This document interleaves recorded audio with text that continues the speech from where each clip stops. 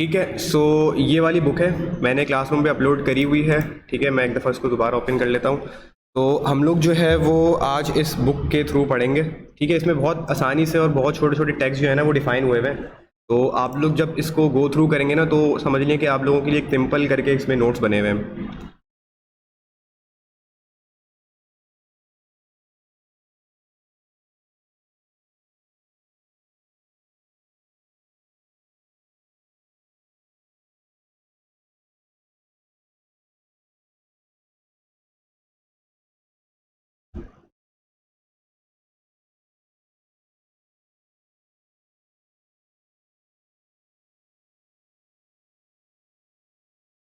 अच्छा जी, तो आप लोगों ने पिछली क्लास जो हुई थी हमारी, प्रैक्टिस की सबने?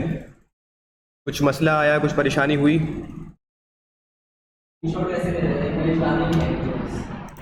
इमेज एंटर करना मतलब इमेज डालनी नहीं आई आपको?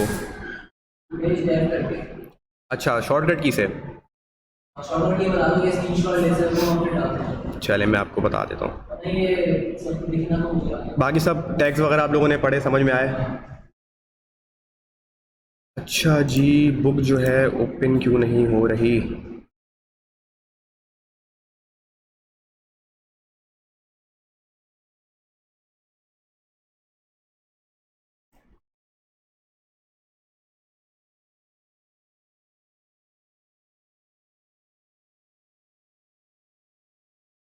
चलें जी, यहाँ पे बुक हमारे पास ओपन हो गई है, ठीक है ना?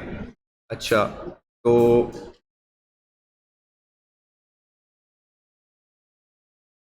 अच्छा, पिछली क्लास का मैं थोड़ा सा एक ओवरव्यू दे देता हूँ कि हमने स्ट्रक्चर्स के बारे में पूरा पढ़ लिया था। ठीक है, कि हमारे जो स्ट्रक्चर्स हैं वो किस तरीके से वर्क करते हैं एचटीएमएल के अंदर। ठीक है, किसी को कोई प्रॉब्लम हो अगर इसमें तो वो मुझसे दोबारा पूछ सकता है। ठीक है, ये पूरा स्ट्रक्चर के बारे में हमने देख लिया था कि हमारे पास किस तरीके से एचटीएमएल के टैग के अंदर बॉडी होती है, उसके अंदर फिर हमारे पास सारे जो टैग्स हैं वो बॉडी के टैग के अंदर होते हैं। ठीक है, फिर हमने ओपनिंग टैग और क्लोजिंग टैग के बारे में देखा था। ठीक है, हमने देखा था कि एट्रीब्यूट और उसकी वैल्यू क्या होती है। ठीक है, तो यहाँ पे इन्होंने क्लियरली डिफाइन किया हुआ है कि एट्रीब्यूट किसे कहते हैं हम, एट्रीब्यूट नेम और एट्रीब्यूट की वैल्यू।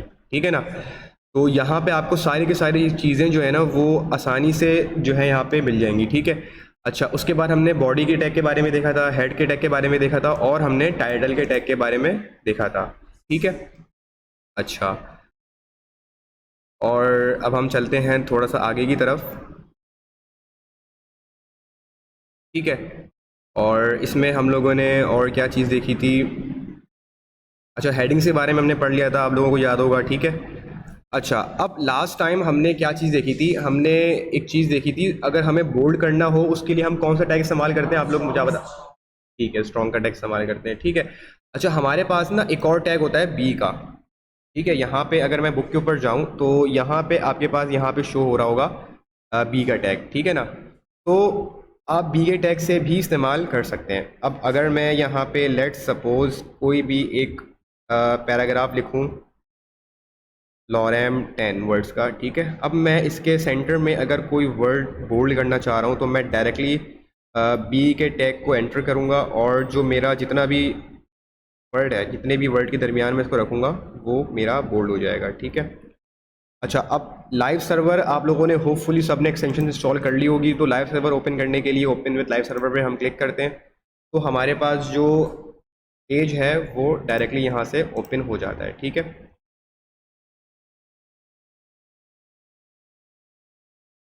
अच्छा जी, तो क्या इशू आ रहा है हमारे पास? ठीक है, तो इमेजेस हमारे पास इस वाले फ़ोल्डर में है नहीं, तभी ये जो है हमें इमेज यहाँ पे शो नहीं करवा रहा। बहरहाल इसको हम जो है इग्नोर कर देते हैं। और यहाँ पे अगर मैं आपको लास्ट लाइन में अगर दिखाऊं, अगर मैं इसको थोड़ा सा जूम करूं तो यहाँ पे आप लोग देख रहे होंगे कि हमारा जो पैराग्राफ है उसका जो सेंटर का टेक्स्ट है वो हो चुका है बोल्ड। ठीक है, तो ये छोटे छोटे टैग्स हैं, बस आप लोगों ने इन टैग्स को जो है ना याद रखना है। और आप लोग जब इस, हाँ, अब यहाँ पे अंडरलाइन करना है तो उसके लिए यू का टैग इस्तेमाल होता है। अब लेट सपोज मैं यहाँ पे एक और या चलें एक काम करते हैं, यहाँ पे ना H1 ले लेते हैं ताकि थोड़ा सा क्लियरली जो है ना नज़र आए आप लोगों को। अब मैं यहाँ पे लॉरेम 10 वर्ड्स का सेम दोबारा टेक्स्ट ले लेता हूँ। ठीक है, अच्छा, अब जो पहला वाला जो वर्ड है इसको मैं चाह रहा हूँ इटैलिक करना। तो उसके लिए मैंने लास्ट क्लास में आपको बताया था कि हम क्या इस्तेमाल करेंगे। हम लोग EM का इस्तेमाल करेंगे, ठीक है। अब EM के अलावा अगर मुझे कोई और टैग इस्तेमाल करना है तो वो होता है आई का टैग, ठीक है। आई का टैग मैं इस्तेमाल कर लूँगा। और अगर मुझे अंडरलाइन करना है अपना कोई भी वर्ड तो उसके लिए मैं क्या इस्तेमाल करूँगा, सिंपली यू का टैग इस्तेमाल करूँगा। यू स्टैंड्स फॉर अंडरलाइन, ठीक है। तो आप लोगों को इससे भी काफ़ी आसानी से याद रहेगा। अच्छा, अब मैं अगर अपने ब्राउज़र के ऊपर आ जाऊं तो यहाँ पे आप लोग देख रहे होंगे कि ये जो मेरा जितना भी टेक्स्ट है ये सारा इटैलिसाइज हो गया है और इसके नीचे जो है अंडरलाइन हो गया है। अब आप लोग कह रहे होंगे कि ये हम लोगों को थोड़ा सा बोल्ड लग रहा है, तो ऐसा है नहीं। हमने चूंकि H1 का इस्तेमाल किया हुआ है बाय डिफ़ॉल्ट, तभी ये थोड़ा सा आप लोगों को यहाँ पे बोल्ड नज़र आ रहा है। बात समझ आ रही है? जी बिल्कुल, जो फ़ॉन्ट यहाँ पे यूज़ हुआ होगा ना उसके हिसाब से जो है वो हमें दिखाएगा। अगर मैं यहाँ पे कोई और सा फ़ॉन्ट यूज़ करूँगा ना तो उसके अंदर फिर थोड़ी चीज़ें डिफरेंट हो जाएंगी। बात समझ आ रही है? तो ये हम लोग आगे चल के देखेंगे किस तरीके से हमें फ़ॉन्ट्स वगैरह चेंज कर सकते हैं। अच्छा, इसके बाद अगर हम थोड़ा सा और आगे की तरफ आएँ, ठीक है, तो चीज़ों को और हम देख लेते हैं हमारे पास क्या क्या चीज़ें हैं।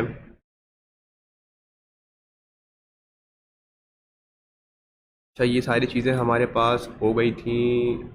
अच्छा, बुक हमारे पास यहाँ पर ओपन हो गई है, ठीक है। मैं थोड़ा सा इसको मैं नीचे ले आता हूँ और जैसे जैसे हमारी बुक लोड होती रहेगी उस तरीके से हम देखते रहेंगे। अच्छा, ठीक है। अच्छा, अब सबस्क्रिप्ट और सुपरस्क्रिप्ट के बारे में मैं आप लोगों को बता देता हूँ। लाइक आपके पास फॉर्मूला होता है एक H2O का, ठीक है। मैं यहाँ पे लिख भी देता हूँ। अब इसमें जो आपके पास जो 2 है ना, वो आप लोगों ने देखा होगा कि H के नीचे छोटा सा लिखा हुआ होता है। तो अब अगर आपको इसको लिखना है तो वो कैसे लिखेंगे आप लोग, ठीक है। मैं पहले आप लोगों को सुपरस्क्रिप्ट और सबस्क्रिप्ट के बारे में थोड़ा सा बता देता हूँ। चीज़ें बहुत आसान आसान है, लेकिन क्योंकि ये बेसिक्स हैं तो आपको बेसिक्स के बारे में पता होना चाहिए ताकि जब आप लोग इस्तेमाल कर रहे हो तो आप लोग वहाँ पे कहीं भी फंसे नहीं, ठीक है। अब अगर मैं यहाँ पे सुपरस्क्रिप्ट इस्तेमाल करता हूँ, लेट सपोज मैं यहाँ पे 2 लिख देता हूँ और इसी के आगे मैं यहाँ पे सबस्क्रिप्ट इस्तेमाल करता हूँ और मैं यहाँ पे हेलो लिख देता हूँ, ठीक है। अब मैं अगर अपने ब्राउज़र पे जाऊँ, देख रहे हैं आप लोग मैंने यहाँ पे क्या इस्तेमाल किया था। मैं अगर अपना यहाँ पे ब्राउज़र आप लोगों को थोड़ा सा दिखाऊँ छोटा करके, तो यहाँ पे मैंने सुपरस्क्रिप्ट इस्तेमाल की थी। तो सुपरस्क्रिप्ट ने क्या किया कि जो मेरा 2 था उसको छोटा करके टॉप पे ले गया, ठीक है। और जो मैंने आगे सबस्क्रिप्ट इस्तेमाल की थी इसने क्या किया, इसको छोटा करके उस टेक्स्ट के नीचे लेके चला गया। तो ये यहाँ पे अगर मैं यहाँ पे फॉर्मूला लिखना चाह रहा हूँ लेट सपोज H2O का, तो मैं कैसे लिखूँगा, कोई मुझे बता सकता है? मैंने यहाँ पे सिंपली H लिख दिया। अब मुझे चाहिए 2 जो है वो छोटा होके मुझे नीचे नज़र आया। सबके बीच में क्या डाल दिया? ठीक है, वो डाल दिया। पहले जी इसका रिजल्ट हम देख लेते हैं क्या आ रहा है, ठीक है। समझ में आ गया सबको? तो ये डिफरेंस था बेसिक सुपरस्क्रिप्ट में और सबस्क्रिप्ट में, ये आप लोगों ने यहाँ पर देख लिया, ठीक है। अच्छा, एक और चीज़ सबसे इम्पॉर्टेंट क्या कि लेट सपोज मैं यहाँ पे एक पैराग्राफ लिख रहा हूँ लॉरेम 10 वर्ड्स का, ठीक है। अच्छा, अब इसी के नीचे सेम मैं दोबारा यहाँ पे एक पैराग्राफ लिख रहा हूँ लेट सपोज लॉरेम 5 वर्ड्स का, ठीक है। लेकिन मैंने क्या किया, अब मैंने यहाँ पे बहुत सारी स्पेस एंटर कर दी अपने टेक्स्ट के दरमियान, मैंने बहुत सारी स्पेसेस यहाँ पे ऐड कर दी। अच्छा, अब देखें ना, जैसे ही मैंने इसको सेव किया, ठीक है, सेव करने के बाद जो पहला वाला जो मेरा पूरा सेंटेंस था वो तो एज इट इज़ आ गया, लेकिन जो दूसरा वाला था उसमें इसने स्पेस काउंट नहीं की। यहाँ पे लॉरेम के बाद इसने यहाँ पे स्पेस काउंट नहीं की। इट मीन्स के जो है जो मेरा यहाँ पे जो ब्राउज़र है वो बाय डिफ़ॉल्ट सिर्फ 1 स्पेस को काउंट करता है, ठीक है। मैं चाहे यहाँ पे कितनी ही स्पेसेस ऐड कर दूँ लेकिन वो काउंट कितनी स्पेस को करेगा, 1 स्पेस काउंट करेगा, ठीक है। बात समझ आ रही है? ठीक है, एग्जैक्टली exactly. ठीक है। अच्छा, हमने यहाँ पे BR का टैग देख लिया था। कोई मुझे बता सकता है कि BR का जो टैग है हमारे पास वो किस लिए इस्तेमाल होता है? ठीक है। अच्छा, हमाद आप कुछ कहना चाह रहे हैं, काइंडली दोबारा लिख दीजिएगा क्योंकि मुझे समझ नहीं आया कि आप क्या कहना चाह रहे हैं, तो हम वो दोबारा देख लेते हैं, ठीक है। अच्छा, अब मैं आऊँ थोड़ा सा नीचे और यहाँ पे आप लोगों ने देखा था कि जो BR का टैग है वो लाइन को ब्रेक कर रहा था। मैं यहाँ पे एक दफ़ा दोबारा यूज़ करके दिखा देता हूँ, ठीक है ना। तो मैंने यहाँ पे बी आर का टैग यूज़ कर लिया। तो जैसे ही मैं सेव करूँगा अपने पास वैसे ही जो है मेरे पास यहाँ पे लाइन जो है वो ब्रेक हो जाएगी। बात समझ आ रही है? बी आर का टैग मैंने यूज़ करके दिखाया यहाँ पे कि लाइन हमारे पास यहाँ पे ब्रेक हो गई, ठीक है ना। अच्छा, अब हमारे पास एक और टैग होता है जो कि होता है एच आर का, ठीक है। अब देखना, जैसे ही मैं इसको सेव करूँगा थोड़ा सा मेरा पेज लोड होगा, और लोड होने के बाद यहाँ पे एक चीज़ नोट कर रहे हो, यहाँ पे एक लाइन आ गई मेरे पास। क्या आ गई? थोड़ा सा अगर मैं पेज को जूम करके आप लोगों को दिखाऊं तो यहाँ पर एक लाइन आ गई, ठीक है। सो एच आर का जो टैग है हमारे पास वो लाइन लेकर आने के लिए इस्तेमाल होता है। इट मीन्स अगर हमें कोई दो हमारे पास सेक्शंस हैं, लेट सपोज हमारे पास कोई दो सेक्शंस हैं, या चले मैं यहाँ पे H1 यूज़ कर लेता हूँ ताकि थोड़ा सा आप लोगों को बड़ा नज़र आए, ठीक है। और यहाँ पे कुछ भी लिखा हुआ है XYZ, ठीक है। और इसके बाद हमें एक सेपरेशन करनी है, और सेपरेट करने के बाद हमें कोई और सा सेक्शन ऐड करना है। तो उसके लिए हम क्या करते हैं कि हम अपने पास यहाँ पे एक HR का टैग यूज़ करते हैं। तो HR के टैग से सिर्फ ये होता है कि हमारे पास सेंटर में एक लाइन आ जाती है। देख रहे हैं आप लोग, यहाँ पर एक लाइन आ गई दोनों टेक्स्ट के दरमियान में। HR की जो फुल फॉर्म है हम देख लेते हैं यहाँ पे बुक में क्या लिखी हुई है हमारे पास। बेसिकली जो है ये इस्तेमाल होता है। अच्छा, यहाँ पे ना आप लोगों के पास अगर आप लोग बुक को गो थ्रू करेंगे तो आपके पास शॉर्ट फॉर्म में यहाँ पे जितने भी टैग्स हैं उसके बारे में शॉर्ट फॉर्म में एक छोटी छोटी डेफिनेशंस लिखी हुई है कि अगर कोई कभी किसी को कोई मसला हो तो वो यहाँ से डेफिनेशंस जो है वो इजीली पढ़ सकता है, ठीक है ना। अच्छा, इसके बाद यहाँ पे हमने स्ट्रॉन्ग का टैग देख लिया था लास्ट क्लास में, EM का टैग हमने लास्ट क्लास में देख लिया था, ठीक है। अच्छा जी, उसके बाद हमारे पास टॉपिक आता है कोटेशंस का। अब आप लोगों ने देखा होगा वेबसाइट्स के अंदर कि जब आप लोग टेक्स्ट देख रहे होते हैं तो सेंटर में टेक्स्ट के दरमियान इन्वर्टेड कॉमास होते हैं आपके पास, ठीक है ना। अच्छा, इन्वर्टेड कॉमास होते हैं और रेफरेंस वगैरह भी दिया हुआ होता है अक्सर ना। तो उसके लिए हम अब क्या करेंगे, तो यहाँ पे आपके पास एक टैग इस्तेमाल होता है जिसे हम बोलते हैं ब्लॉक कोड का, ठीक है। अब ब्लॉक कोड का जो टैग है बेसिकली आप इसको यूज़ करते हो किसी भी पैराग्राफ के दरमियान या किसी भी हेडिंग के दरमियान। लेट सपोज अब मैं यहाँ पे ब्लॉक कोड का एक टैग यूज़ कर रहा हूँ, ठीक है। इसके दरमियान मैं एक पी टैग ले रहा हूँ और मैं यहाँ पे लॉरेम 10 वर्ड्स का एक टेक्स्ट ऐड कर रहा हूँ, ठीक है ना। अच्छा, उसके बाद मैं इसको सेव करता हूँ। सेव करने के बाद अब मैं आप लोगों को अगर यहाँ पे अपने ब्राउज़र के ऊपर थोड़ा सा ये लोड हो जाए तो अब इसने क्या किया, मैं इसको इसकी 100% पे ले आता हूँ। अब आप देख रहे हो इसने बाय डिफ़ॉल्ट क्या किया, मेरा जो टैग है ब्लॉक कोड ने उसने एक स्पेस हेड कर दी यहाँ पे। बात समझ आ रही है? एक स्पेस ऐड की, देख रहे हो यहाँ से इसने एक स्पेस ऐड कर दी, ठीक है। अब देख रहे हैं, अब मैं अगर लेट सपोज यहाँ पे जो मेरा ब्लॉक कोड है इसको मैं अगर कमेंट कर दूँ, कमेंट का मैंने आप लोगों को बताया था कि कमेंट क्यों इस्तेमाल होता है, सिर्फ जो डेवलपर पढ़ सके और जो हमारे पास आउटपुट है उस पर शो ना हो। Control plus forward slash, control plus forward slash comment का। अच्छा, अब क्या किया, जब मैंने यहाँ पे ब्लॉक कोड्स को हटा दिया, इट मीन्स मैंने कमेंट कर दिया, तो जो मेरा पैराग्राफ का टैग है देख रहे हो स्टार्टिंग से आ गया।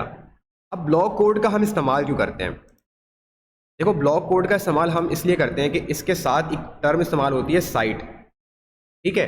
अब साइट में क्या करते हो, साइट में जो है ना एक एड्रेस डालते हो। लेट सपोज कि मैंने ये जो कोड है वो मैंने किस वेबसाइट से उठाया है, अभी मैंने फॉर एग्जाम्पल फॉर इंस्टेंट मैंने यहाँ पे google.com ऐड कर दिया। फ़र्क कुछ भी नहीं पड़ेगा, मैं इसको सेव करके आप लोगों को यहाँ पर दिखाऊं तो यहाँ पे थोड़ा सा मेरा जब पेज लोड हो जाए देख रहे हो यहाँ पे फ़र्क कुछ भी नहीं पड़ा। मतलब मैंने यहाँ पे साइट के अंदर अपनी लिंक तो डाल दी, लेकिन इससे होगा क्या, इससे ये होगा कि जब भी मेरी वेबसाइट गूगल के ऊपर पब्लिश होगी तो वहाँ पे मुझे कॉपीराइट का स्ट्राइक नहीं मिलेगा। लाइक जो कोटेशंस होती हैं अगर हम अपनी वेबसाइट में यूज़ करना चाह रहे हैं तो हमें वहाँ पे बताना पड़ता है, रेफरेंस देनी पड़ती है। एग्जैक्टली लाइक अगर आप लोग जर्नल्स वगैरह लिख रहे होते हैं यूनिवर्सिटीज़ के अंदर या स्कूल्स वगैरह में, तो वहाँ पे अगर आप किसी का टेक्स्ट या किसी की कोटेशन कॉपी करते हैं तो वहाँ पे आपको रेफरेंस देना पड़ता है कि ये जो मैंने टेक्स्ट है या मैंने जो ये पूरी कोटेशन है ये मैंने इस वेबसाइट से या इस जो भी एक्सपेक्टेड वेबसाइट है यहाँ से उठाई है, ठीक है, या उसकी लिंक जो है वहाँ पे ऐड करनी पड़ती है। तो सेम आप लोग वेबसाइट्स के अंदर भी इस तरीके से करते हो कि अगर आप किसी वेबसाइट से कोई आर्टिकल उठा रहे हो या लेट सपोज कोई भी चीज़ उठा रहे हो तो यहाँ पे आपको एड्रेस डालना पड़ता है। सॉरी, देखो जब इमेज उठा रहे हो ना गूगल से, तो गूगल से सबसे पहले तो ये किया जाता है कि आप गूगल से ना उठाओ, ठीक है। लेकिन जब हम गूगल से उठाते हैं ना तो हम वहाँ से उसका लिंक एड्रेस उठाते हैं और फिर अपने पास यहाँ पे लाके शो करवा देते हैं। मैं आगे चल के आप लोगों को बताऊंगा। देखो इमेज का जो मेरे पास टैग होता है ना, हाँ ये यहाँ पे हमने यहाँ पे यूज़ किया हुआ था। अगर यहाँ पे हो, ये देख रहे हो यहाँ पे इमेज का टैग। अब यहाँ पे होती है लिंक, तो इस लिंक के अंदर मैं डायरेक्टली वो वाली लिंक दे सकता हूँ जो मेरे पास ब्राउजर के ऊपर इमेज शो हो रही है, ठीक है। अच्छा, अब हमारे पास, हम यहाँ पे इस टॉपिक को डिस्कस कर रहे थे कि हमने यहाँ पे सबको समझ में आया कि साइट हमने क्यों दी यहाँ पे, ताकि हम रेफरेंस दे सकें कि हमने जो यहाँ पे जो टेक्स्ट है, यानी कि जो कोटेशन हमने यहाँ पे यूज़ किए हैं वो इस वेबसाइट से हमने उठाई हैं, ठीक है। एग्जैक्टली, बेसिकली रेफरेंस पर्पस के लिए कि अगर हम कोई टेक्स्ट इस्तेमाल कर रहे हैं किसी वेबसाइट के ऊपर से या कोई आर्टिकल कॉपी कर रहे हैं तो हम वहाँ पे रेफरेंस देते हैं। हम डायरेक्टली कभी भी कोई भी चीज़ ना किसी और ओनर की डायरेक्टली यूज़ नहीं कर सकते, ठीक है।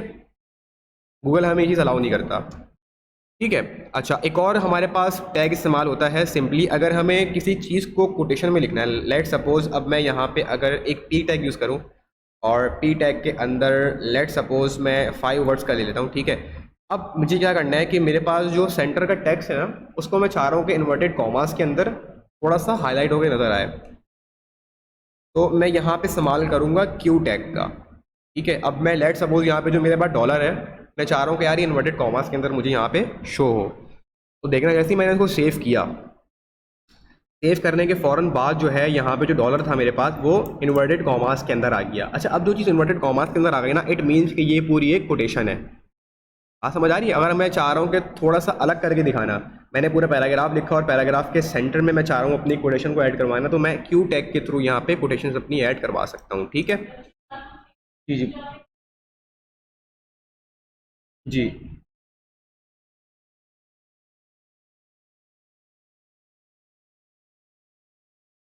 अच्छा देखें, अब यहाँ पे ना जो क्यू टैग है बेसिकली वो इस्तेमाल होता है कि अगर मैं इस पूरे को उठा करके ना, लेट सपोज अगर मैं यहाँ से कंट्रोल एक्स करूँ और मैं इसके ब्लॉक कोड के अंदर भी इसको मैं यूज़ कर सकता हूँ, ठीक है। अच्छा, अब यहाँ पे एक डिफरेंस समझना है आप लोगों ने कि हमने यहाँ पे ब्लॉक कोड का यूज़ किया और हमने यहाँ पे क्यू का यूज़ किया। देखो, ब्लॉक कोड का जब हमने यहाँ पे यूज़ किया ना, इसके साथ हमने यहाँ पे एक साइट दिया है। इट मीन्स कि हमने यहाँ पे रेफर कर दिया कि जितना भी अब जो मेरा टेक्स्ट मैं यहाँ से कॉपी करूँगा, या फॉर एग्जाम्पल अब मैं अगर यहाँ पे लेट से अब मैं यहाँ पे गूगल के ऊपर आता हूँ, ठीक है, और मैं यहाँ पे लिख लेता हूँ, लेट सपोज कुछ भी मैं यहाँ पे कीवर्ड सर्च करता हूँ, ठीक है। अब मुझे यहाँ पे इसके रेफरेंस के ऊपर एक वेबसाइट मिली, ठीक है, मैं वेबसाइट के ऊपर आ गया, सही है। अब ये थोड़ी सी वेबसाइट लोड हो जाए तो मैं आप लोगों को यहाँ पे शो करवा देता हूँ। अच्छा, जो स्टूडेंट्स ऑनलाइन हैं काइंडली रिस्पॉन्स करते हैं कि समझ आ रही हैं चीज़ें। देखिए, सबस्क्रिप्ट और सुपर स्क्रिप्ट का जो बेसिक काम है ना वो यही है, जैसे मैंने फॉर्मूला यहाँ पर लिखा H2 होगा। अब जो 2 है ना, वो डायरेक्टली आप ऐसे ही 2 को छोड़ा करके नीचे ऐड नहीं कर सकते, उसके लिए आप सुपर स्क्रिप्ट या सबस्क्रिप्ट का काम करते हो कि अगर मुझे रेस टू दी पावर अगर मुझे देनी है, एग्जैक्टली अगर मुझे किसी चीज़ की पावर ऐड करवानी है तो वहाँ पे मेरे पास जो है वो सुपर स्क्रिप्ट का और सबस्क्रिप्ट का काम आता है, ठीक है। अच्छा, अब लेट से यहाँ पर मैं फॉर एग्जांपल इस वेबसाइट के ऊपर से लेट से मैं ये वाला पूरा टेक्स्ट कॉपी कर रहा हूँ, ठीक है। अब चूंकि मैंने ये पूरा टेक्स्ट कॉपी कर लिया, ठीक है, मैं अपने यहाँ पे ब्लॉक कोड के ऊपर आया। ब्लॉक कोड के ऊपर आने के बाद मैंने यहाँ पे एक पी का टैग दिया, ठीक है, मैंने यहाँ पे ये पूरा टेक्स्ट यहाँ पे पेस्ट कर दिया, सही है। अब चूंकि मैंने ये चीज़ पूरी कॉपी करी है तो मुझे इसका पूरा URL यहाँ से कॉपी करना पड़ेगा, और कॉपी करने के बाद मैं इस वाला जो मेरे पास साइट का जो एड्रेस है यहाँ पर मैं इसको पेस्ट करूँगा। बात समझ आ रही है, ठीक है। अब मैं अगर चाहूँ तो मैं इस पी टैग के अंदर मैं क्यू करके कोटेशन भी दे सकता हूँ। इट मीन्स कि मैंने जो ये वाला जो मेरा स्पेसिफिक जो मेरा टेक्स्ट है, ये मेरी कोटेशन है जो कि मैंने किसी और वेबसाइट से उठाई है, ठीक है। बात समझ आ रही है। मैं इसके बिल्कुल काम ये है कि आप जिस वेबसाइट से आप चीज उठा रहे हो ना, आपने उसका एड्रेस डाल दिया और आपने वो चीज आपने डाल दी उसके एग्जैक्टली साथ जो मौजूद बैक एंड पर्पज, एग्जैक्टली ये चीज़ आपको यहाँ पे फ्रंट एंड में यहाँ पे आपको कुछ भी नज़र नहीं आएगा। इट मीन यहाँ पे कुछ भी शो नहीं होगा। ये चीज़ जस्ट डिप्लॉयमेंट के लिए होती है कि जब आप डिप्लॉय करते हो अपनी वेबसाइट्स को तो वहाँ पे सारी चीज़ें अलाइंड होती हैं, ठीक है। अब देखो यहाँ पे क्या हुआ कि ये पूरा टेक्स्ट मैंने कॉपी किया था और मैंने इसको पूरा एक कोटेशन के टैग के अंदर रख दिया, ठीक है। तो इसने क्या किया, इन्वर्टेड कॉमास मुझे ऐड करके लाके दिखा दिए। अब इससे हो क्या रहा है, अब इससे कोई भी यूज़र आएगा ना मेरी वेबसाइट के ऊपर और वो इस टेक्स्ट को देखेगा, उसको फ़ौरन देखते साथ ही पता लग जाएगा कि ये एक कोटेशन है, ये एक कोड है जो कि किसी और वेबसाइट से या कहीं और से, या फिर इसने अपना कोई कोड यहाँ पे ऐड किया हुआ है। बात समझ आ रही है। तो उसके लिए हम लोग यहाँ पे क्यू टैग का इस्तेमाल करते हैं, और चूंकि ये क्यू टैग हमने कहीं और से कॉपी किया है, किसी और वेबसाइट से कॉपी किया है, तो उसकी हमने यहाँ पे एक लिंक ऑलरेडी यहाँ पे ऐड करवा दी है। बात समझ आ रही है। ठीक है। अच्छा, अब हम चलते हैं थोड़ा सा और आगे की तरफ और अपने और टेक्स्ट को डिस्कवर करते हैं। अच्छा, अब हमारे पास एक टैग इस्तेमाल होता है एब्रीविएशन का, ठीक है। अब देखना एब्रीविएशन का जो टैग है वो क्यों इस्तेमाल होता है, ठीक है। लेट सपोज अब मैं यहाँ पे अपने पास यहाँ पे आ जाऊँ और यहाँ पे मैंने एक पी का टैग इस्तेमाल किया। चलो मैं पी का टैग इस्तेमाल नहीं करता क्योंकि पी का टैग आप लोग बोलोगे कि हर दफ़ा पी का टैग इस्तेमाल करवा रहे हैं, थोड़ा सा चेंज कर लेते हैं, ठीक है ना। लॉरैम मैंने ले लिया 5, ठीक है। अब लेट सपोज मैं यहाँ पे एग्जांपल दे रहा हूँ, मुझे किसी भी चीज़ की शॉर्ट फॉर्म बताओ। चलो मैं यहाँ पे इसी को ले लेता हूँ, ठीक है। अब देखो क्या किया मैंने मैंने यहाँ पे एब्रीविएशन का टैग लिया, मैंने यहाँ पे नासा ऐड करवाया, ठीक है। अब मैं क्या करूँगा, इसके अंदर मैं एक टाइटल दूंगा और टाइटल के अंदर मैं नासा की फुल फॉर्म यानी कि जो उसकी पूरी एब्रीविएशन है मैं वो उठा के यहाँ पे ऐड करवाऊँगा, ठीक है। तो एक काम करता हूँ, मैं यहाँ पे इसकी जो एब्रीविएशन है पूरी मैं वो यहाँ पे ले आता हूँ। अच्छा, अब यहाँ पे क्या हुआ कि इसने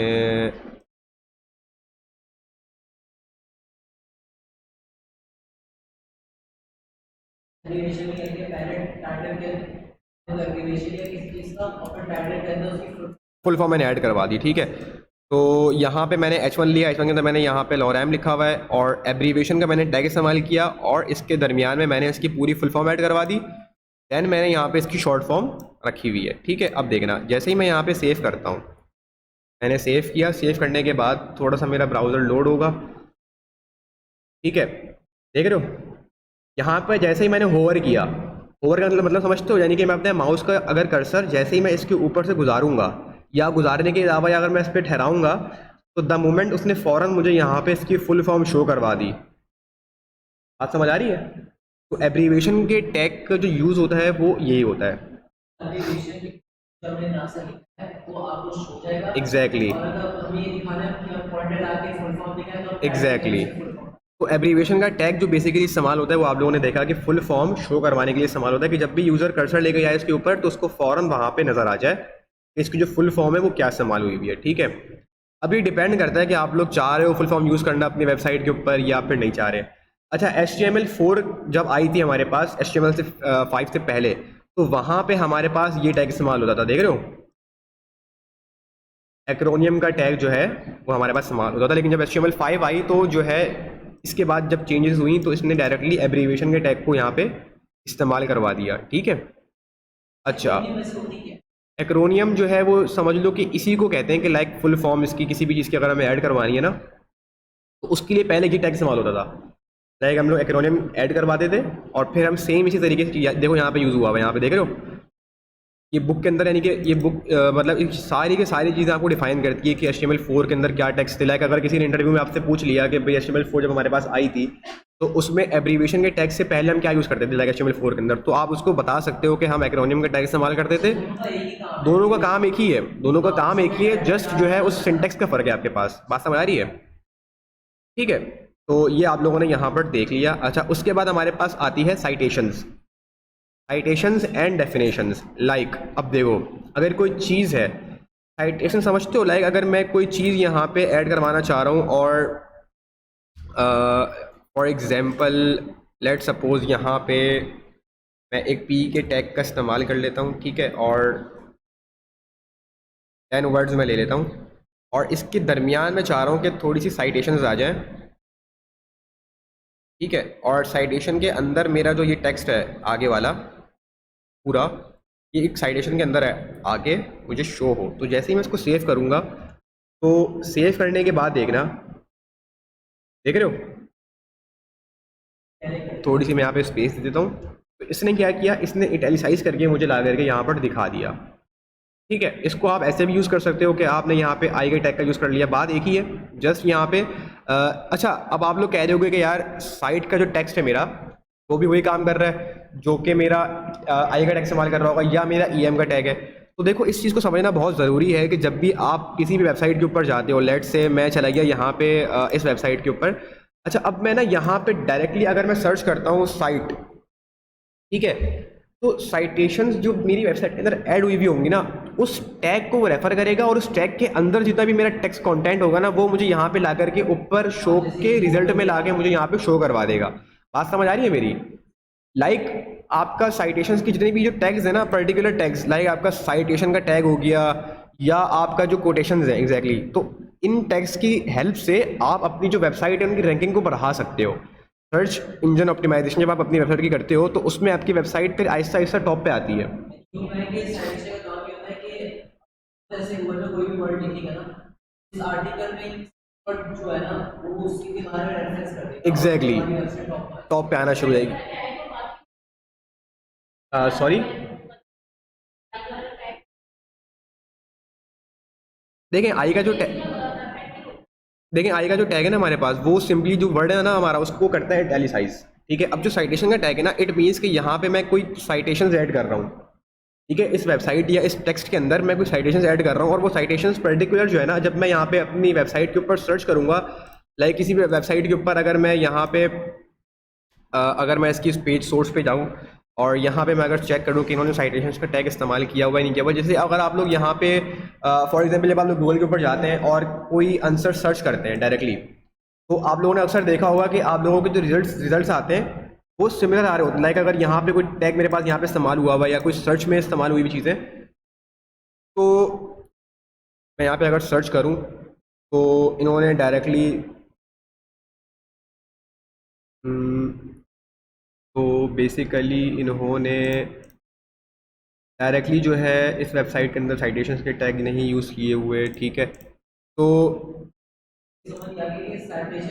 देखो अब देखो ये ना आपके पास एब्रीविएशन है साइट की। ठीक है, अब इसके अंदर जितने भी टेक्स्ट का मेरा कंटेंट है ना, जब मेरी वेबसाइट होस्ट होगी या मेरी वेबसाइट पब्लिश होगी, पब्लिश होने के बाद अगर कोई यूज़र डायरेक्टली मेरे टेक्स्ट कंटेंट को यानी कि आना चाह रहा है, मीन्स अगर उसने कोई भी चीज़ सर्च करी और मैंने पर्टिकुलर चीज़ को अपने साइट के टेक्स्ट के अंदर रखा हुआ है, तो होगा क्या कि वो चीज़ मेरी डायरेक्टली रैंकिंग टॉप पे आएगी और मेरी वेबसाइट जो है उसको पहले या दूसरे नंबर पे शो हो रही होगी। ये बेसिकली जितनी भी आपके पास टैग्स होते हैं ना, आपके पास हेडिंग का टैग हो गया या आपके पास जो है फॉर एग्जांपल साइटेशंस का टैग है, ये टैग्स आपकी वेबसाइट की रैंकिंग को ऊपर लेकर आते हैं।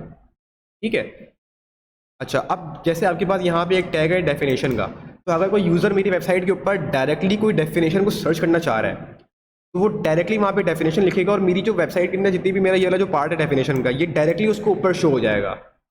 आप लोग देख रहे होते हैं कि जब भी हम कोई पर्टिकुलर चीज़ सर्च कर रहे होते हैं वेबसाइट की, तो हमें यहाँ पे टॉप पे वो चीज़ नज़र आ रही होती है। ठीक है, लेकिन जब आप वेबसाइट ओपन करते हो, जैसे मैंने ये वाली वेबसाइट ओपन करी, अब यहाँ पे क्या लिखा हुआ है, साइंस साइट। ठीक है, अब देखना, अच्छा यहाँ पे हमारे पास ऑलरेडी ये वेबसाइट ओपन हुई हुई है, तो ये जो चीज़ है मेरी साइंस साइट, ये मुझे कहीं नीचे जाकर के कहीं और मिलेगी। देख रहे हो, अभी मुझे नज़र नहीं आई यहाँ पे। मैं अगर थोड़ा सा सर्च करूँ या अगर मैं इसी वेबसाइट के ऊपर आऊँ तो मैं बंद कर देता हूँ। ठीक है, अब देखो ये चीज़ मेरे पास कहाँ आई हुई है, ये चीज़ मेरे पास 2-4 सेक्शंस के बाद ऐड हुई हुई है, लेकिन इसने मुझे यहाँ पे ऊपर ही शो करवा दी ये चीज़। बात समझ आ रही है? अब मैं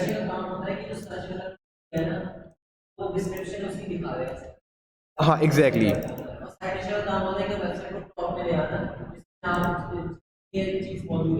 अब देखो मैं यहाँ पे थोड़ा सा इसकी जो पेज सोर्स है वो मैं देखता हूँ कि इन्होंने क्या यूज़ किया हुआ है और आप लोगों को भी दिखाता हूँ। पेज जो है वो थोड़ा सा हमारे पास अटक रहा है।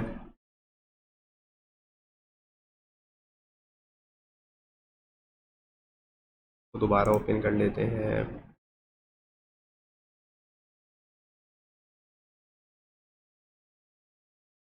अच्छा, जो स्टूडेंट्स ऑनलाइन है काइंडली रिस्पॉन्स करते रहें कि चीज़ें समझ में आ रही हैं और क्लियर हो रही हैं। अच्छा मात, मुझे आप ये बताइएगा कि सुपर स्क्रिप्ट और सब स्क्रिप्ट के बारे में आपको समझ में आ गई चीज़ें कि हम क्यों यूज़ कर रहे होते हैं? अच्छा जी, वेबसाइट थोड़ी सी हमारे पास, ठीक है, यहाँ पे ओपन हो गई है।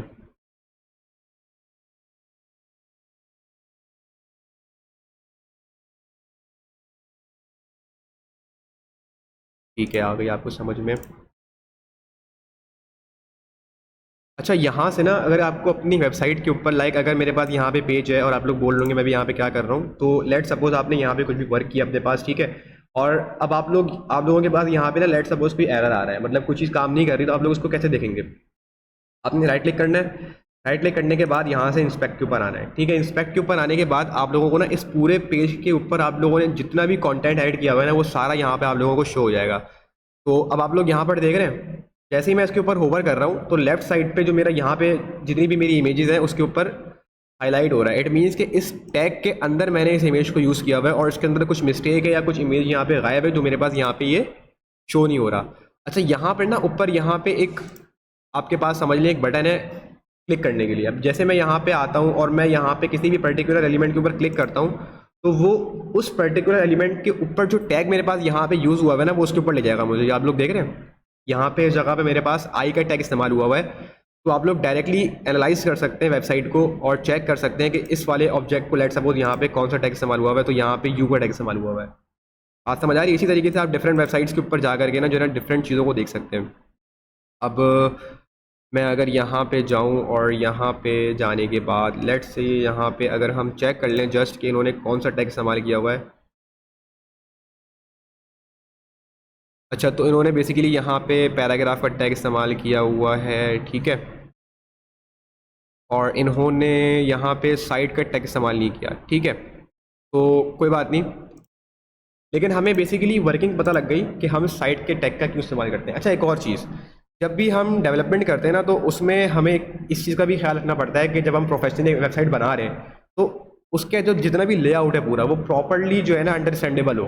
मतलब ऐसा ना हो कि हमने बहुत ज़्यादा खिचड़ी पका दी और हमारे टैग्स आगे पीछे जा रहे हो और हमारे पास बिल्कुल आउट वे में जा रहा हो। तो ऐसा आप लोगों ने बिल्कुल भी नहीं करना, प्रॉपर उसको एक फॉर्मेट पे लेके चलना है आप लोगों ने, ठीक है। अच्छा, अब DFN ये बेसिकली इस्तेमाल होता है डेफिनेशन के लिए। इट मीन्स अगर मैंने अपनी वेबसाइट के ऊपर कोई डेफिनेशन ऐड की है तो उसको मैं यहाँ पे शो करवा सकता हूँ, ठीक है। ये जस्ट यूज़र की अंडरस्टैंडेबिलिटी और रीडेबिलिटी के लिए इस्तेमाल होते हैं डिफरेंट डिफरेंट टैग्स जो है ना, तो आप लोग बिल्कुल भी इससे कंफ्यूज नहीं होइएगा, सही है। अच्छा, एग्जैक्टली अब आप लोग देख रहे हैं यहाँ पे, अब देखो जैसे मैंने यहाँ पे डेफिनेशन का टैग इस्तेमाल किया तो इसने मुझे थोड़ा सा इटैलिसाइज करके यहाँ पे लाके दिखा दिया, ठीक है। बस आप लोगों ने एक चीज़ का ख्याल रखना है कि ये जो जितनी भी चीज़ें हैं, जितने भी टैग्स हैं, इनमें कंफ्यूज नहीं होना। डेफिनेशन का टैग बेसिकली इस्तेमाल होता है डेफिनेशंस को अपनी वेबसाइट में ऐड करवाने के लिए, ठीक है। साइट का टैग इस्तेमाल होता है अगर हम कोई साइटेशंस वगैरह ऐड करना चाह रहे हैं अपनी वेबसाइट के ऊपर तो उसके लिए इस्तेमाल होता है, ठीक है। अच्छा, अब पैराग्राफ एग्जैक्टली डेफिनेशन का टैग तो आपने इस्तेमाल कर लिया, सारी बात है, उसके अंदर तो कुछ कंटेंट ऐड करेंगे ना आप लोग, तभी तो वो चीज़ शो होगी वहाँ पे आने के बाद।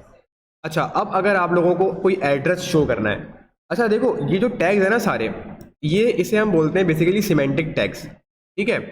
अब सिमेंटिक टैग्स क्या होते हैं कि जो चीज़ यूज़र की रीडेबिलिटी में आपको आसानी हो। लाइक अगर मैंने यहाँ पे एड्रेस का टैग इस्तेमाल किया तो अब मुझे क्लियरली मुझे समझ में आ रहा है, मेरे अंडरस्टैंडिंग में आ रहा है कि यार यहाँ पे अब जो चीज़ मैं ऐड करूँगा वो मेरे पास पूरा उसका एड्रेस होगा, ठीक है। लाइक अगर मैंने यहाँ पे DFN का टैग इस्तेमाल किया जो कि डेफिनेशन की शॉर्ट फॉर्म है, तो मुझे क्लियरली समझ में आ रहा है कि यहाँ पे मैंने डेफिनेशन अपनी ऐड करी है, ठीक है।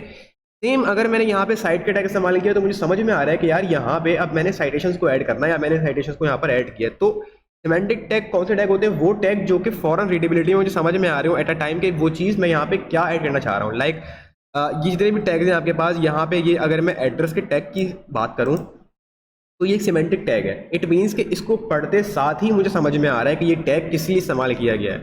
बात समझ आ रही है? तो अब इस टैग के अंदर अगर मैं कोई भी चीज़ अपनी इस्तेमाल करता हूँ, लेट सपोज मैंने यहाँ पे एड्रेस को इस्तेमाल किया, अब जब भी मेरी वेबसाइट के ऊपर आने के बाद कोई बंदा डायरेक्टली अगर एड्रेस को टारगेट करेगा तो डायरेक्टली वो इस वाले पूरे पार्ट के ऊपर पहुँच जाएगा। बात समझ आ रही है?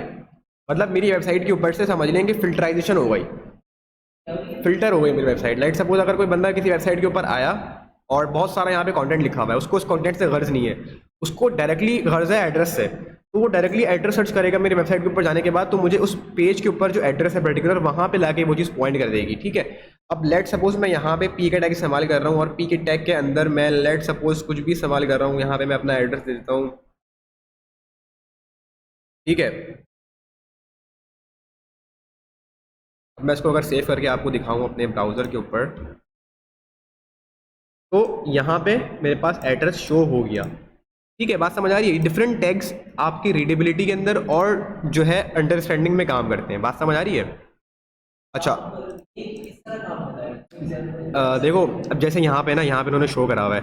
अब लाइक अगर यहाँ पे एड्रेस का टैग मैंने दिया, काम वही कर रहा है। मैंने यहाँ पे क्या किया, मैंने एड्रेस का टैग दिया, अंदर मैंने क्या चीज़ की, मैंने वही चीज़ पैराग्राफ ही ऐड की है, ठीक है।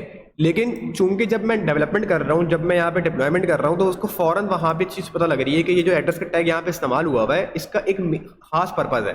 पर्पज़ क्या है कि यहाँ पे मुझे एड्रेस को शो करवाना है, यानी कि बाकी पोर्शन से या बाकी जो सेक्शंस हैं उससे थोड़ा सा डिफ्रेंशिएट हो गया कि अब जो चीज़ मेरे पास यहाँ पे ऐड होने जा रही है वो एक एड्रेस है। ये काम होता है जैसे वेबसाइट में कोई बना रहे होते हैं ना, वेबसाइट ऐसे हो गया तो कहाँ का ऐसी ब्रांचेस मौजूद है तो एग्जैक्टली तो वहाँ पे आप लोग यहाँ पे एड्रेस के टैग से इजीली एड्रेस को डिफाइन कर सकते हैं। अच्छा, हमारे पास जो है ना, आप लोगों को मैंने एक एंकर का टैग पढ़ाया था, आप लोगों को याद होगा, एंकर का टैग। इसे हम एंकर के टैग बोलते हैं। लेट सपोज यहाँ पे आपके पास होता है एच रेफ, ये मैंने याद पढ़ा है, मुझे मैंने बताया था इस एग्जैक्टली। तो अगर आपको कोई लिंक ऐड करवानी है या फिर आपको डिफरेंट पेजेस को आपस में लिंक करवाना है, तो उसके लिए आप इस्तेमाल करते हो एंकर टैग का, ठीक है, जो कि रिप्रेजेंट होता है ए से, ठीक है। अब यहाँ पे जो एच रेफ का ऑप्शन आपके पास नज़र आ रहा है, यहाँ पे मैं अगर थोड़ा सा जूम करूँ और आप लोगों को दिखाऊं, तो इस एच रेफ का जो है ना काम ये होता है कि ये लिंक करवाता है डिफरेंट पेजेस को आपस में। इस तरीके से मैंने आपको बताया था कि अगर मैं अपनी वेबसाइट के ऊपर जाऊं और यहाँ पे मैं इसको थोड़ा सा छोटा करके आप लोगों को दिखाऊं। अच्छा, स्टूडेंट्स जो ऑनलाइन है ना, काइंडली उनकी तरफ से मुझे रिस्पॉन्स नहीं आ रहा, तो मुझे रिस्पॉन्स देते रहे आप लोग, और अगर कोई चीज़ समझ में नहीं आती ना तो काइंडली फ़ौरन फ़ौरन पूछ लिया करें। लिखा है ना उस हमारे साथ नेक्स्ट एग्जैक्टली इसकी रिकॉर्डिंग अपलोड कर दीजिएगा नेटवर्क की वजह से, ठीक है, सही है, मैं रिकॉर्डिंग अपलोड कर दूंगा। अच्छा, उसके बाद एक और चीज़ हमारे पास आई है कि इसमें एड्रेस कैसे ऐड करेंगे। देखो, एड्रेस ऐड करना बिल्कुल सिंपल है। मैंने क्या किया, मैंने एड्रेस का टैग इस्तेमाल किया, ठीक है। अब इसके अंदर मैं चाहे H1 ले लूँ, देख रहे हो, H1 मैंने ले लिया, ठीक है। H1 के अंदर मैं यहाँ पे सेक्टर 11B लिख दूँ, ठीक है। या फिर मैं यहाँ पे पैराग्राफ का टैग ले लूँ, मैं यहाँ पे लिख दूँ नॉर्थ कराची।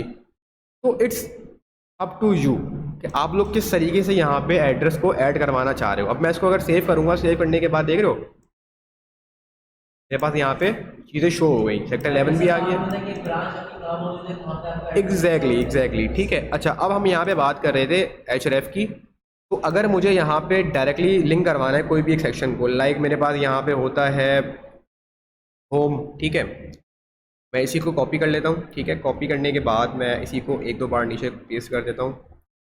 हमारे पास अक्सर आपने देखा होगा कि बटन्स में होम होता है, अबाउट होता है, ठीक है, और लेट सपोज आपके पास एड्रेस का अलग सेक्शन होता है, ठीक है। अब मैं इसको सेव करता हूँ। तो सेव करने के बाद यहाँ पर देखना कि तीनों बटन्स आ गए, और यहाँ पे जैसे ही मैं अपना माउस का कर्सर लेके जा रहा हूँ तो कर्सर मेरे पास यहाँ पर चेंज हो गया। इट मीन्स कि ये यहाँ पे कोई लिंक ऐड हुई हुई है, और इसका कलर भी चेंज हो गया, ठीक है, कलर भी चेंज हो गया, और इसके नीचे अंडरलाइन भी आ गई। तो अभी तो फिलहाल जब मैं इस पर क्लिक करूँगा तो कुछ भी काम नहीं होगा, क्योंकि मैंने कुछ भी आगे लिंक नहीं कराया हुआ, ठीक है। लेकिन बाय डिफॉल्ट इसी का यही कलर होता है, चेंज भी कर सकते आप चेंज कर सकते हो, ये तो बाय डिफॉल्ट आ रहा है ना। अब मैं अगर चाह रहा हूँ कि यार मेरे पास यहाँ पे अंडरलाइन नहीं आए, या मेरा इसका जो कलर है वो कुछ और आए, तो उसके लिए मैं CSS के थ्रू जो है ना चीज़ों को इस्तेमाल कर सकता हूँ, ठीक है। हैं सीएसएस के अंदर ही कलर वगैरह एग्जैक्टली। अच्छा, अब देखना। अच्छा, अब एक और चीज़ यहाँ पे क्या होती है आपके पास कि आप चाह रहे हो कि भाई मैं किसी को करना चाह रहा हूँ मेल, किसी को मैं ईमेल करना चाह रहा हूँ, और मैं चाह रहा हूँ कि यार वो बंदा डायरेक्टली मुझे मेल करे उस बटन पे क्लिक करने के बाद। अब जैसे मैं यहाँ पे चले लिख देता हूँ, ठीक है ना, हो मैंने उसको रोमन में लिख दिया। अच्छा, अब मैं क्या करना चाह रहा हूँ, यहाँ पे करना चाह रहा हूँ मेल, तो मैं यहाँ पे कैसे लिखूँगा, मेल टू कॉलन लगाऊंगा, और यहाँ पे मैं अपनी मेल ऐड कर दूंगा, ठीक है।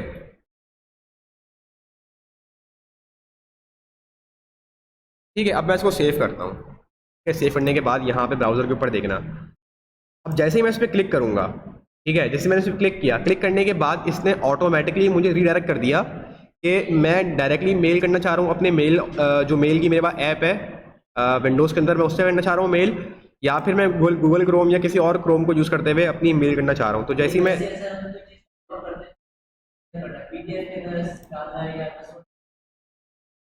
नहीं, देखो आपके पास ना यहाँ पर एक बटन है, मैंने यहाँ पे क्या लिखा, मैंने यहाँ पे लिख दिया भाई, अब देखो फॉर एग्जांपल मेरी वेबसाइट के ऊपर यूज़र आया, उसको करनी है मुझे मेल, ठीक है, और उसको करनी है मुझे मेल, और वो चाह रहा है कि वो डायरेक्टली उस बटन पे क्लिक करे और ईमेल ऑटोमेटिकली ओपन हो जाए, ठीक है। तो उसके लिए क्या है कि यहाँ पे मैंने लिख दिया ना कि यहाँ से मेल ऐड कर सकते हैं।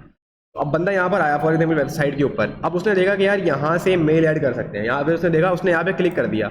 अब जैसे ही वो यहाँ पे क्लिक करेगा तो उसके पास डायरेक्टली मेल का जो भी वो सॉफ्टवेयर या जो भी चीज़ यूज़ कर रहा होगा वो डायरेक्टली ओपन हो गई।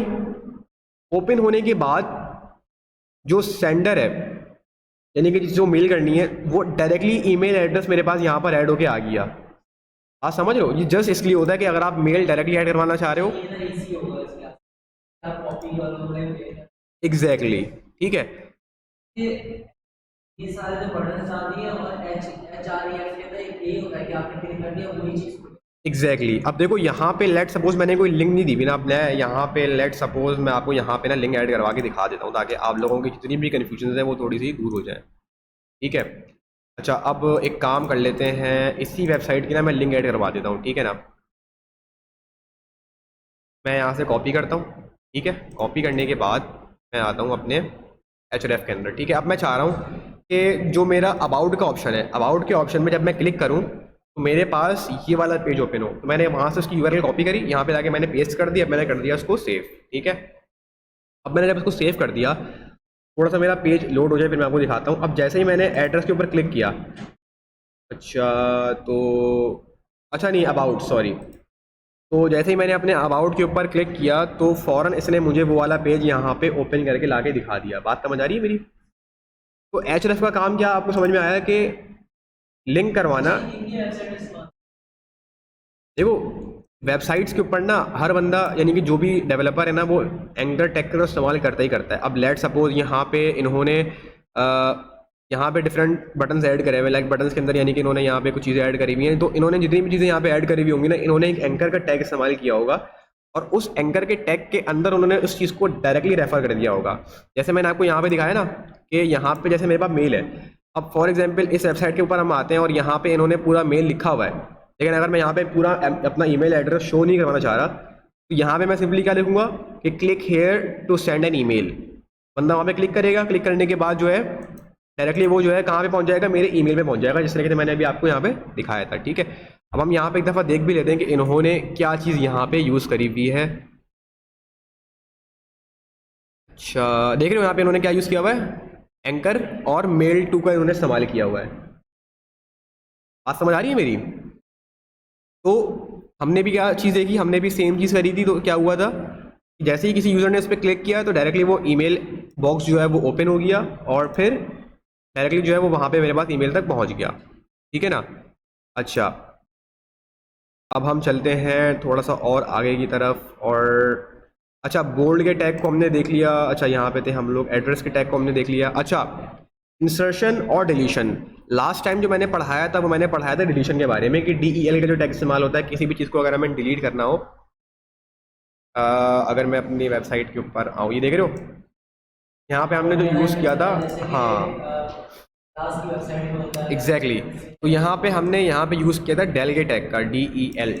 तो ये बेसिकली डिलीट का टैग इस्तेमाल होता है। अब मैं अगर यहाँ पे कोई और सा टैग इस्तेमाल करना चाह रहा हूँ, लेट सपोज INS, ठीक है, तो इसका मतलब ये होता है कि मैं करना चाह रहा हूँ इंसर्ट, ठीक है, और S स्टैंड फॉर स्ट्राइक और डेल स्टैंड फॉर डिलीट, ठीक है। ये टर्मिनोलॉजी आपने समझ ली। अब देखो S का जो काम है ना वो भी सेम काम है। अब मैं अगर यहाँ पे S स्टैंड फॉर स्ट्राइक, अगर किसी भी वर्ड के ऊपर आपको स्ट्राइक लेकर आनी है तो उसके लिए आपके पास जो इस्तेमाल होता है वो S टैग का होता है, ठीक है। अब देखना, अब लेट सपोज मैं यहाँ पे लॉरेम 10 वर्ड्स का ले लेता हूँ कोई भी टेक्स्ट और इसके अंदर जो है ना मैं कर लेता हूँ क्या स्ट्राइक का इस्तेमाल, ठीक है। और मैं यहाँ पे लिख देता हूँ लेट सपोज $1000, ठीक है। अब मैं सेव करता हूँ, ठीक है। अब सेव करने के बाद जैसे ही मैं अपने ब्राउज़र के ऊपर आऊँगा वैसे ही इसने मुझे यहाँ पे एक स्ट्राइक ला के दिखा दी। आपको समझ आ रही है बात? क्लियर है? ठीक है ना।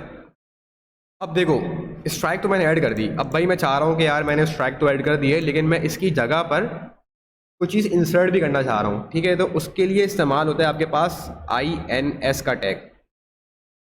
कौन सा टैग?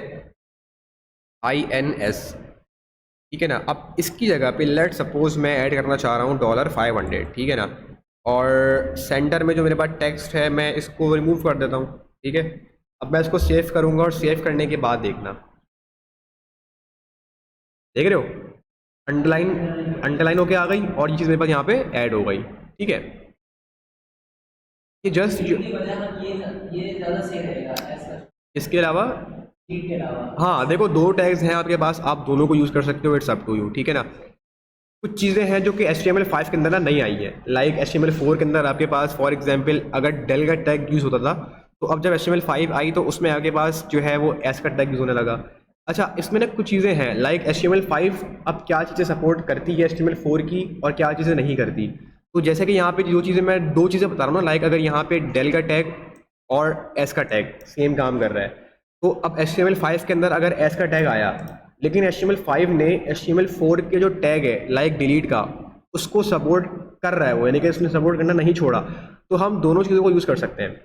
अगर कोई चीज़ लाइक हमने ऊपर पढ़ा था, जब हमने एब्रीविएशन को ऐड करवाया था, वहाँ पर एक और चीज़ क्या ऐड होती है हमारे पास, एक्रोनियम का टैग की जरूरत है हमारे पास।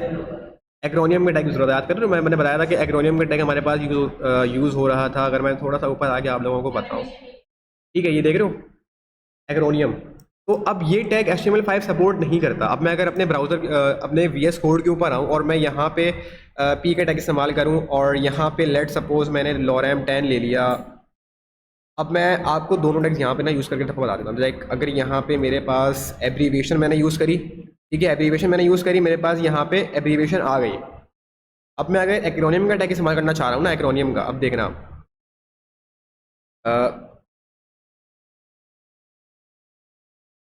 अब देखो नहीं, ठीक है। अब मैंने यहाँ पे स्पेलिंग ठीक यूज़ की है, CRONYM, ठीक है। एस मैंने गलत लगा दिया, एस नहीं आएगा, ठीक है, तो मैं इसको रिमूव कर लेता हूँ और ठीक है। तो इसने मुझे यहाँ पे रेड कलर की एक लाइन दिखा दी, इट मीन्स कि भाई ये अब HTML5 के अंदर सपोर्टेड नहीं है। बात समझ आ रही है मेरी? तो कुछ चीज़ें, कुछ टैग्स ऐसे हैं जो कि HTML4 के HTML5 के अंदर अब सपोर्टेड नहीं है, तो अगर आप उसका यूज़ करोगे, अच्छा अक्सर ऐसा भी होता है कि कुछ टैग्स आप यूज़ कर लेते हो HTML4 के और वो HTML5 डिस्प्ले करवा देता है फॉर इंस्टेंट, लेकिन जब आप डिप्लॉयमेंट करते हो ना अपनी वेबसाइट्स की, यानी कि किसी भी होस्टिंग में डिप्लॉय करते हो, तो वहाँ पे एरर ये आता है कि आपको जो वो पर्टिकुलर टैग है ना वो डिस्प्ले नहीं करवा रहा होता। आप समझ आ रही है? तो वहाँ पे बहुत सारे इश्यूज आ जाते हैं फिर आपके पास, ठीक है। तो हमने एड्रेस का टैग देख लिया, हमने स्ट्राइक का टैग देख लिया। अच्छा, सबको यहाँ तक चीज़ें क्लियर हो रही हैं कि हम यहाँ पे किन किन चीज़ों को आहिस्ते आहिस्ते देखते चले जा रहे हैं। किसी को कुछ मसला हो, कुछ हो, तो काइंडली फ़ौरन जो है ना मुझसे पूछ लिया, कोड का टैग पढ़ लिया, टैग पढ़ लिया, ठीक है, एप्लीकेशन पढ़ लिया, सही है। अच्छा, स्टूडेंट्स जो ऑनलाइन है काइंडली एक दफ़ा मुझे ना रिस्पांस सारे एक दफ़ा करें कि उनको सारी की सारी चीज़ें समझ में आ रही हैं, ताकि फिर हम अपने जो नेक्स्ट टॉपिक है उसकी तरफ चलें, ठीक है। अच्छा, असाइनमेंट जो मैंने दिया था बेसिकली वो बहुत सारे स्टूडेंट्स ने कर भी लिया, कुछ ने तो अपलोड भी कर दिया था। तो आज जो है ना मैं क्या करूँगा कि असाइनमेंट जो है ना प्रॉपर्ली क्लासरूम के ऊपर अपलोड कर दूंगा, तो उसके ऊपर फिर आप लोगों ने अपने असाइनमेंट्स को अपलोड करना होगा, ठीक है। जो भी असाइनमेंट्स आप लोग करोगे और प्रॉपर आप लोगों ने अपना जो पूरा फोल्डर है ना वो वहाँ पे अपलोड करना होगा, ताकि मैं वहाँ पे एग्जैक्टली अगर आप लोगों ने इमेजेस यूज़ करी हुई है ना तो मैं वो भी साथ में देख सकूँ। एग्जैक्टली फोल्डर बना के आप लोगों ने सारा काम करना है, ठीक है ना। अच्छा जी, तो अब हम चलते हैं थोड़ा सा और आगे की तरफ। अब यहाँ पे हमारे पास टॉपिक आता है लिस्ट का, ठीक है। अब लिस्ट, आप सबको पता है कि हमें अगर किसी भी चीज़ की लिस्ट बनानी है, फॉर एग्जांपल अगर हम कोई भी चीज़ इस्तेमाल कर रहे हैं तो बहुत सारे एलिमेंट्स अगर हमें एक जगह ऐड करने हैं तो हम प्रॉपर एक लिस्टिंग बनाते हैं, ठीक है। तो उन लिस्टिंग का कॉन्सेप्ट हमारे पास HTML5 के अंदर भी आ गया। अब हमारे पास दो तरह की लिस्ट होती हैं, ठीक है। कितनी तरह की लिस्ट होती है हमारे पास? लिस्ट जो है वो कितनी तरह की होती हैं? दो तरह की होती हैं। पहली ऑर्डर लिस्ट और दूसरी होती है अनऑर्डर लिस्ट, ठीक है। अब ऑर्डर लिस्ट कैसी होती है हमारे पास? ऑर्डर लिस्ट के लिए हम इस्तेमाल करते हैं OL का, ठीक है, शॉर्ट फॉर्म में ऑर्डर लिस्ट की OL। अच्छा, ऑर्डर लिस्ट के अंदर हमें इस्तेमाल करना पड़ता है LI के टैग का। मैं अगर आप लोगों को यहाँ पे साथ साथ, LI स्टैंड्स फॉर लिस्ट, यानी कि जब आप लिस्ट बनाते हो तो आपको बताना पड़ता है कि इस लिस्ट के अंदर कितने एलिमेंट्स हैं। एग्जैक्टली। अब देखो यहाँ नहीं, खुद ब खुद आ जाता है। अब देखो जैसे फॉर एग्जांपल यहाँ पे मैंने लिस्ट ऐड करा होम, अबाउट, ठीक है। अबाउट के बाद यहाँ पे मैंने ऐड कर दिया लेट्स से, ठीक है। अब मैं इसको सेव करता हूँ और सेव करने के बाद थोड़ा सा मेरा कंटेंट लोड हो जाए तो इसने मुझे 1 2 3 करके यहाँ पे एड्रेस शो करवा दिया। सबको नज़र आ रहा है, यहाँ पे क्लियर नज़र आ रहा है, ठीक है ना। तो बेसिकली मेरी यहाँ पे थी ये ऑर्डर लिस्ट। अब मैं अगर इसकी करना चाह रहा हूँ टाइप चेंज, ठीक है, मीन्स अभी कैसे आ रहा है ये 1 2 3 करके आ रहा है मेरे पास। अब मैं अगर चाह रहा हूँ कि ABCD में आए तो मैंने इसकी टाइप कर दी A। मैंने इसको बता दिया कि भाई अब टाइप स्टार्ट करो A से, और फिर जितने भी मेरे पास एलिमेंट्स ऐड होते रहेंगे उनको जो है उसी फॉर्मेट पे ले जाओ। मैं अगर यहाँ पे बहुत बाय डिफॉल्ट ये नंबर भी ही शो कर रहा है। एग्जैक्टली तो बाय डिफॉल्ट इसने मुझे 1 2 3 करके शो करवाया, क्योंकि मेरे पास कौन सी लिस्ट है, ये ऑर्डर लिस्ट है। ऑर्डर लिस्ट का मतलब ये होता है कि प्रॉपर्ली हर एलिमेंट को वो एक ऑर्डर में रखता है। इसको हम रोमन भी दिखा सकते हैं। अब देख रहे हो यहाँ पे ABCDEF करके इसने मुझे यहाँ पे दिखा दिया। अब मैं अगर इसकी टाइप करना चाह रहा हूँ चेंज, ठीक है, अब मैं इसको करना चाह रहा हूँ कुछ इस तरीके से, ठीक है। तो इसने मुझे यहाँ पे 1 2 3 4 5 6 करके यहाँ पे मेरी लिस्टिंग ऐड कर दी, और ये ऑटोमेटिकली जो है ना मेरी लिस्टिंग आगे तक लेके चला जाएगा। मतलब अगर मैं इसमें जितने भी एलिमेंट्स ऐड करता जाऊँ वो अपनी काउंटिंग उसी तरीके से उसको पूरे एक ऑर्डर में रखेगा, ठीक है। इसके बरक्स अगर मैं अनऑर्डर लिस्ट का इस्तेमाल करूँ, ठीक है, अब देखना यहाँ पर अगर मैं यहाँ पे लेट से चले मैं काम कर लेता हूँ कि मैं सेम ऑब्जेक्ट्स और सेम एलिमेंट्स को कॉपी करके मैं ले आता हूँ नीचे भी, ठीक है ना। मैंने यहाँ पे लाके पेस्ट कर दिया। अब मैं करूँगा इसको सेव, तो अब देखना, देख रहे हो यहाँ पे क्या हुआ कि यहाँ पे आपके पास सिर्फ डॉट्स आ गए। इट मीन्स कि ये प्रॉपर्ली ऑर्डर्ड फॉर्म में नहीं है, यानी कि अनऑर्डर फॉर्म में। मतलब कि अगर ऑर्डर्ड फॉर्म में है तो properly sequence by sequence 1 2 3 4।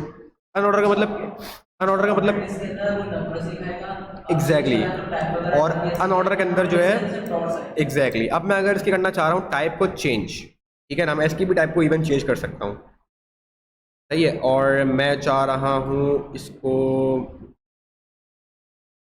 Square की फॉर्म में शो करवाना। अब जैसे ही मैं इसको सेव करूँगा और सेव करने के बाद थोड़ा सा मेरा ये लोड होगा, और लोड होने के बाद यहाँ पे अच्छा इसने मुझे यहाँ पर क्यों नहीं दिखाया,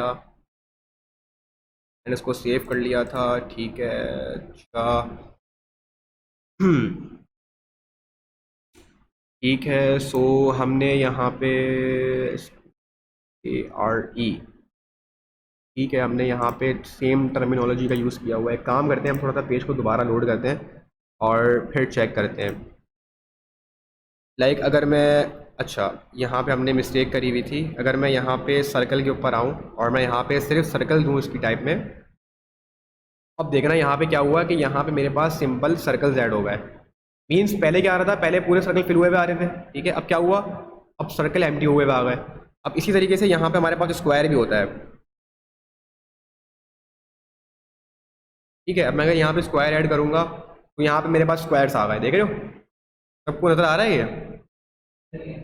मैं थोड़ा जूम भी, कुछ होते हैं जिसमें लाइन बनी होती है, माइनस का साइन बना होता है। हाँ वो यहाँ पे सपोर्टेड नहीं है क्योंकि इनकी कुछ कैटेगरीज हैं, 3 4 कैटेगरीज के अलावा यहाँ पे डिस्प्ले नहीं होता। और वो कैटेगरीज आपको कैसे पता लगेंगी, तो उन कैटेगरीज को पता लगाने के लिए यहाँ पे एक कमेंट लिखा हुआ है मैंने बुक के अंदर कि यहाँ पे सर्कल, डिस्क और square. Disc basically by default show होता है आपको, जो सर्कल के अंदर पूरा भरा नजर आ रहा था ना आप लोगों को, वो बाय डिफॉल्ट डिस्क है, ठीक है, जो यहाँ पे भी शो हो रहा है आप लोगों को। और स्क्वायर मैंने दिखा दिया और सर्कल भी मैंने आप लोगों को यहाँ पर दिखा दिया, ठीक है। सेम जो आगे पास ऑर्डर लिस्ट है उसकी भी यहाँ पे टाइप लिखी हुई है, ठीक है। अच्छा अब एक और चीज़ यहाँ पे क्या आती है कि अगर मैं अपनी जो ऑर्डर लिस्ट है, ठीक है, अपनी ऑर्डर लिस्ट को अगर मैं चाह रहा हूँ उल्टा दिखाना रिवर्स फॉर्म में, तो मैं यहाँ सिंपली रिवर्स लिख दूंगा। और रिवर्स लिखने के बाद जैसे ही मैं सेव करूँगा, देख रहे हो 8 7 6 5 4 3 2 1 मेरी काउंटिंग उल्टी शुरू हो गई। अब मैं यहाँ पे अपने जितने भी एलिमेंट्स को ऐड करवाऊंगा मेरी काउंटिंग उल्टी ही रहेगा, देख रहे हो 1 बिल्कुल लास्ट में आ रहा है। क्यों, क्योंकि मैंने यहाँ पे रिवर्स का इस्तेमाल किया हुआ है। बात समझ आ रही है? एग्जैक्टली देखो मैंने टाइप के बाहर दिया है, टाइप यहाँ पे कंप्लीट हो गया, type is equal to inverted commas on किए और इसके अंदर मैंने इसकी टाइप डिफाइन करके इन्वर्टेड कॉमास बंद कर दिए। अब इसके बाहर मैंने दिया है रिवर्स्ड, समझ रहे हो बात को? तो इस तरीके से करके आप लिस्टिंग को रिवर्स कर सकते हो, ठीक है।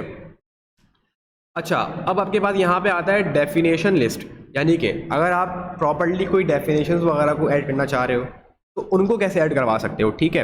अब लेट से मैं यहाँ पे अगर मैं थोड़ा सा नीचे आ जाऊँ और मैं यहाँ पे DL टैग का इस्तेमाल कर लेता हूँ, और DL टैग के अंदर डेफिनेशन, देखो डेफिनेशन लिस्ट, इट मीन्स कि अब जो आपके पास लिस्ट आएगी पूरी, वो एक डेफिनेशन की लिस्ट है।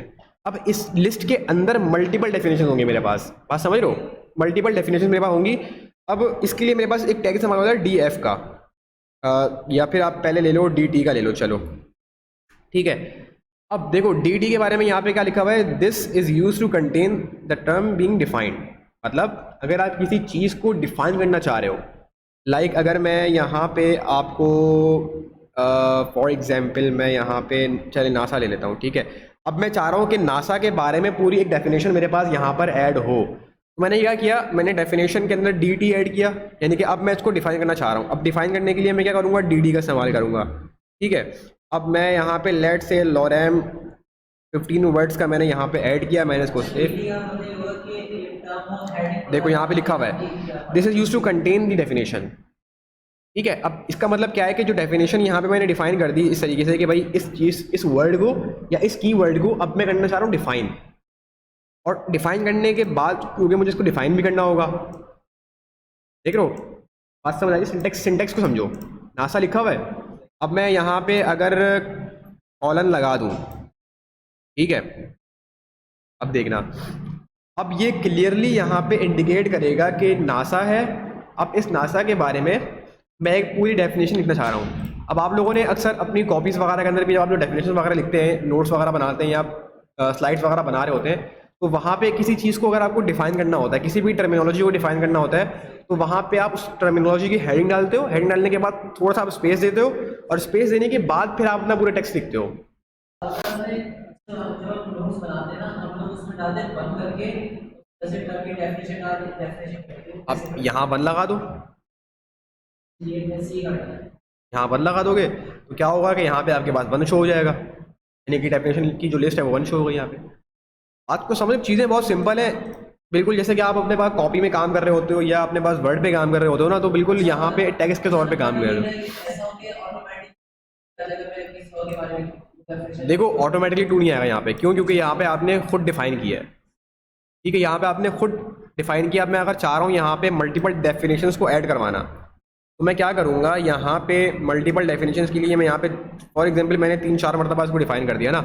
अब देखना 3-4 मरतबा डिफाइन कर दिया, और अब मुझे यहाँ पे क्योंकि हर उसमें जा करके चेंज करना पड़ेगा, लाइक मैंने यहाँ पे 2 कर दिया, इसको मैंने 3 कर दिया, और इसको मैंने कर दिया 4।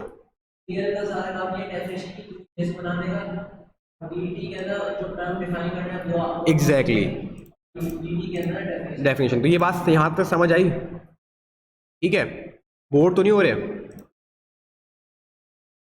ऑनलाइन स्टूडेंट्स लग रहा है मुझे सारे जो है ना हो रहे हैं, भाई रिस्पॉन्स करते रहें आप लोग, ऐसे जो है ना पता नहीं लगेगा कि आप लोगों को चीज़ें समझ में आ भी रही हैं कि नहीं आ रही, ठीक है। अच्छा, अब अगर मैं यहाँ पे जो मेरे पास स्टूडेंट्स ऑनलाइन है, अगर मैं उनसे सवाल करूँ और मैं उनसे पूछूं कि भाई हमारे पास कितनी तरह की लिस्ट होती है, तो मुझे कौन जवाब देगा?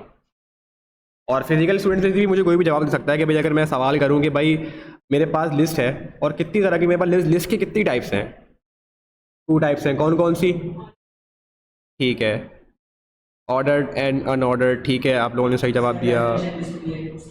अच्छा, अब मेरे पास, हाँ, अब जैसे मेरे पास यहाँ पे लिस्ट आती है डेफिनेशन लिस्ट, तो अब मुझे अगर डेफिनेशन लिस्ट के अंदर कीवर्ड को डिफाइन करना है, यानी कि मेरा जो कीवर्ड है उसको मुझे लिखना है, तो उसके लिए मैं कौन से टैग का इस्तेमाल करूँगा?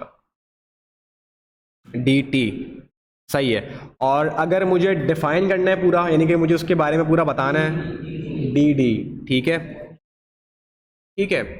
अच्छा, और अब यहाँ पे सिमेंटिक टैग के बारे में मुझे कौन बताएगा कि सिमेंटिक टैग क्या होते हैं? आप मुझे बताओ। सिमेंटिक टैग्स हम क्यों कहते हैं? जो ऑनलाइन स्टूडेंट्स हैं वो चैट में लिख सकते हैं ताकि मैं उनकी चैट भी पढ़ लूँ, और आप लोग जो बैठे हो आप मुझे सबसे पहले बताओ जो सिमेंटिक टैग मैंने बताया कि भाई सिमेंटिक टैग हम लोग क्यों इस्तेमाल करते हैं, या क्या मतलब सिमेंटिक टैग क्यों बोलते हैं हम, क्या है सिमेंटिक टैग?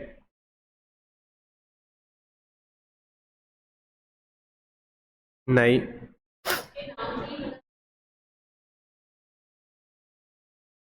समझ आ रही है बात? मतलब अगर मैं सिमेंटिक टैग को थोड़ा सा और डिफाइन करूँ, मेरे पास ऑनलाइन स्टूडेंट्स का रिस्पॉन्स नहीं आ रहा, लग रहा है कि देखो सिमेंटिक टैग जो है ना, लाइक जितने भी आपके टैग्स, वो टैग्स जो कि क्लियरली इट सेल्फ डिफाइन कर रहे हो अपने आप को। यहाँ पे हमने एक टैग इस्तेमाल किया था एड्रेस का। अब एड्रेस के टैग को देख करके आपको क्या समझ आ रहा है कि भाई एड्रेस क्या हो सकता है? भाई एड्रेस किसी भी घर का एड्रेस, किसी भी जगह का एड्रेस, लोकेशन। तो जैसे ही मैं एड्रेस का टैग पढ़ूंगा मुझे समझ में आ जाएगा कि भाई अब इसके अंदर जितनी भी चीज़ें डिफाइन हुई है वो एड्रेस है। इसी तरीके से डिफरेंट टैग्स होते हैं, लाइक साइट का टैग है, साइटेशंस के लिए इस्तेमाल होता है। तो मुझे पढ़ते साथ ही टैग को समझ में आ रहा है कि भाई यहाँ पे एक साइट्स ऐड होंगी मेरे पास, ठीक है।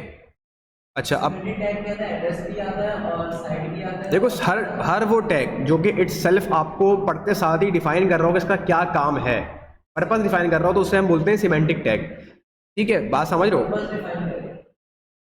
मैं अगर यहाँ पे आपको थोड़ा सा गूगल में भी दिखाऊं तो अगर मुझे यहाँ पे कोई अच्छी सी एग्जांपल मिल जाती है तो मैं आपको एग्जांपल से भी समझा देता हूँ, क्योंकि मुझे लग रहा है कि अभी भी स्टूडेंट्स जो है ना वो कंफ्यूज हो रहे हैं।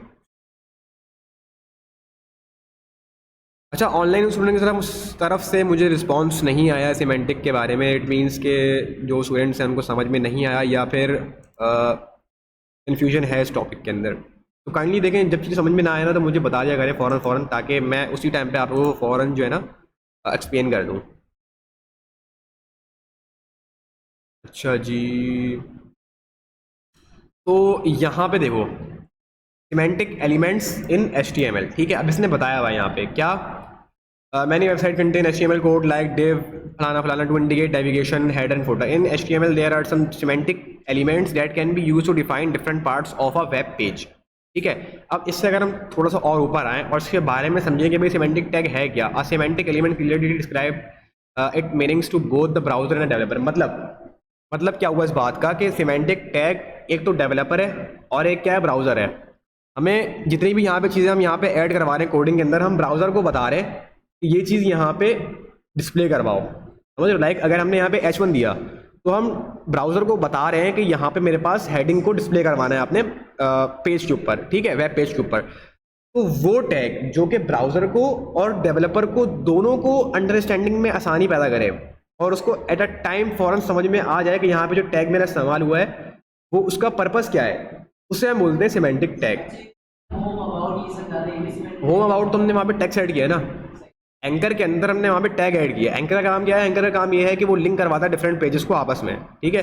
अब यहाँ पर देखो, यहाँ पे उन्होंने एग्जाम्पल दी हुई है, इसको समझना गौर से कि नॉन सिमेंटिक टैग क्या होते हैं। लाइक आपके पास एक डिव है, अब डिव को पढ़ते साथ ही अगर कोई नॉर्मल बंदा है तो उसको समझ में नहीं आएगा कि भाई डिव का काम क्या है। लेकिन डिव के बारे में मैंने बहुत डिटेल में बताया था पिछली क्लास में कि क्या काम होता है। अगर कोई मुझे बता सकता है मुझे यहाँ पे। बैग जैसे बुक्स है ना, अब हम लेंगे तो अगर उसको बैग से जो कंटेनर है उसमें बुक्स आते हैं, अगर हमने 3-4 बुक्स लेते हैं तो बैग के अंदर करके। आप बताओ।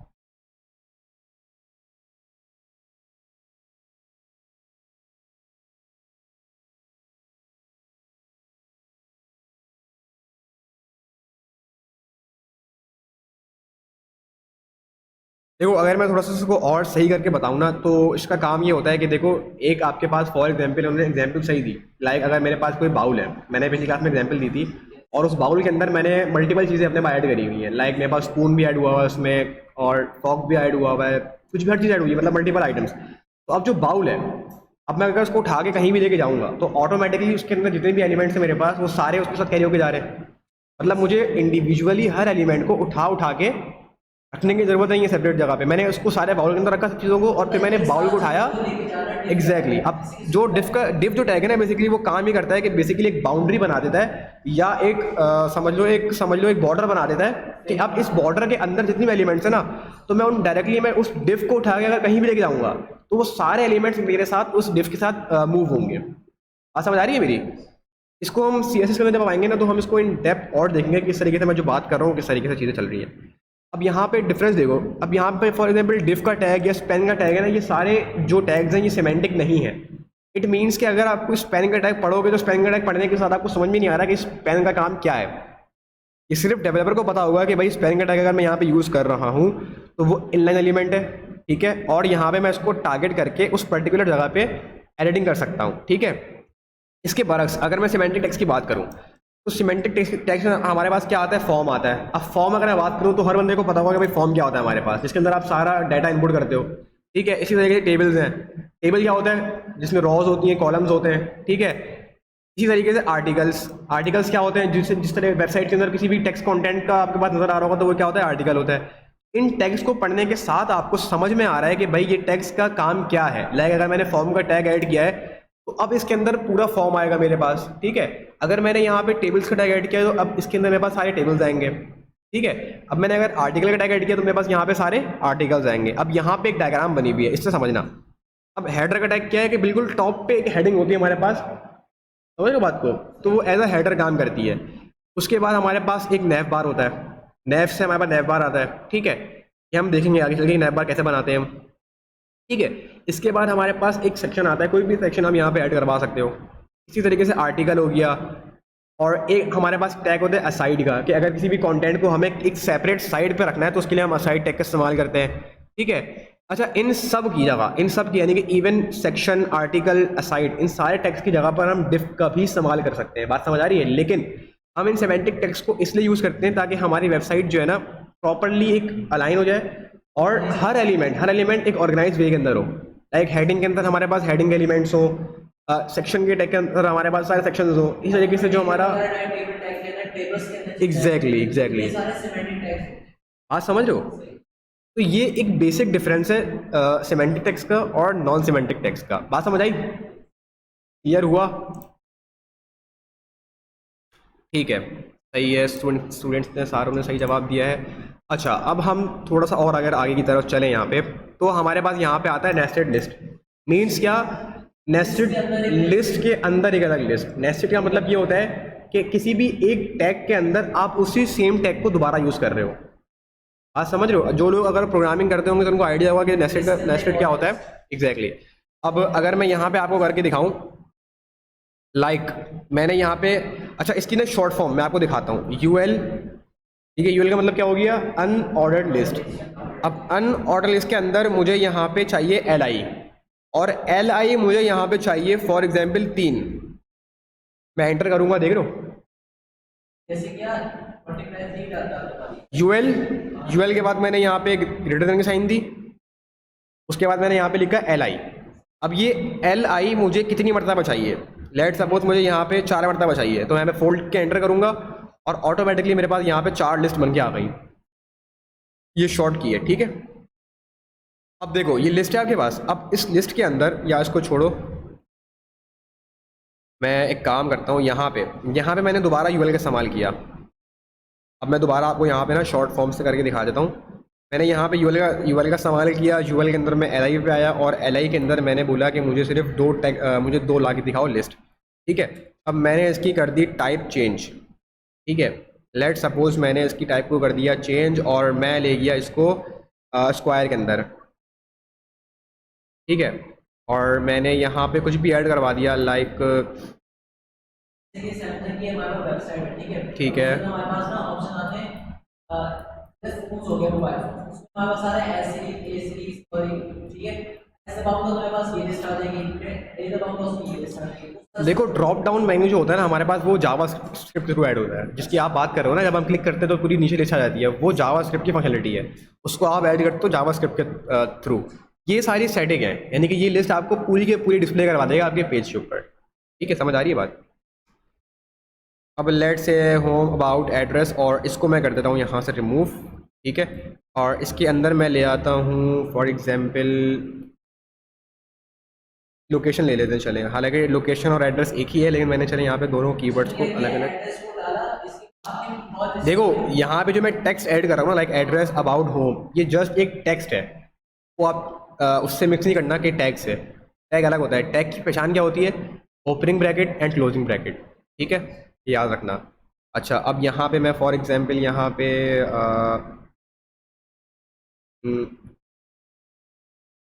ठीक है। अब देखो जैसे ही मैं अपने ब्राउज़र के ऊपर आऊँगा, देख रहे हो लिस्ट आ रही थी, लिस्ट के अंदर एक और लिस्ट आ गई मेरे पास, नजर आ रहा है सबको?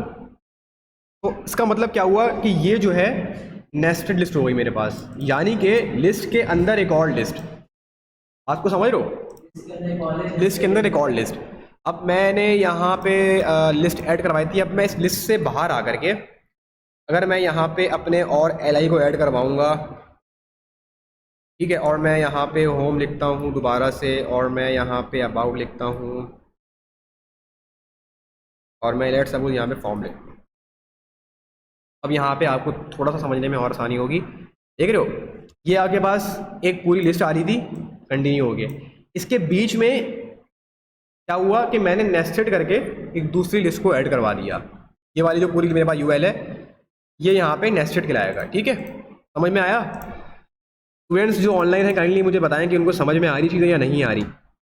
ऐसे ये मतलब है लिस्ट के अंदर कॉल है। लिस्ट के अंदर एक और लिस्ट, ठीक है। ठीक है, समझ में आ रहा है। ओके ओके, ठीक है। अच्छा, अब देखो उसके बाद हमारे पास यहाँ पे टॉपिक आता है लिंक्स का। अच्छा, ये बात तो सबको पता है कि भाई ए का जो टैग होता है उसका काम क्या होता है, क्या काम होता है। अगर मैं इंडिविजुअली आप लोगों से पूछूं तो हर बंदा मुझे जवाब देगा भाई कि अब ए का टैग का काम क्या होता है। अब आप लोग सब मुझे बताओ, ठीक है, रही है, ठीक है। अच्छा जी, तो स्टूडेंट जो ऑनलाइन है वो चैट पे लिख दें, या अगर चाहें तो माइक ओपन करके अच्छा भी मैंने बता टैग के सकते बाद हैं। थोड़ा एडवांस पढ़े। अब देखो, एंकर के टैग के बारे में हमने क्या पढ़ा था कि वो लिंक ऐड करवाता है और यही काम है इसका। और इसके हमने टर्मिनोलॉजी के बारे में पढ़ा था कि जो इसका जो इज इक्वल टू से पहले वाली जो चीज़ है, इज इक्वल टू से पहले यानी कि जो हमारे पास एच रेफ है, इसे हम क्या बोलते हैं? एट्रीब्यूट बोलते हैं ना इसे हम। मैंने बताया था कि एट्रीब्यूट बोलते हैं। और इज इक्वल टू के बाद जो मैंने चीज़ लिखी हुई होती है इन्वर्टेड कॉमास के अंदर, उसे हम बोलते हैं उसकी वैल्यू, अच्छा एट्रीब्यूट की एप्लीकेशन के वैल्यू। अंदर जो हम टाइटल लिखते हैं वो भी एडिटेड है। देखो यहाँ पे अगर मैं आपको बताऊं, ये जो यहाँ पे ये जो टाइप लिखी हुई है ना यहाँ पे, अब टाइप क्या है? एट्रीब्यूट है। एक मैंने यहाँ पे एट्रीब्यूट को डिफाइन किया है। अब इज इक्वल टू के बाद इन्वर्टेड कॉमास के अंदर जितनी भी चीज़ है ना, ये इसकी क्या है? वैल्यू है। सही है ना? Very good. तो हाँ, वैल्यू, ये चीज़ हर इसमें हो सकती है।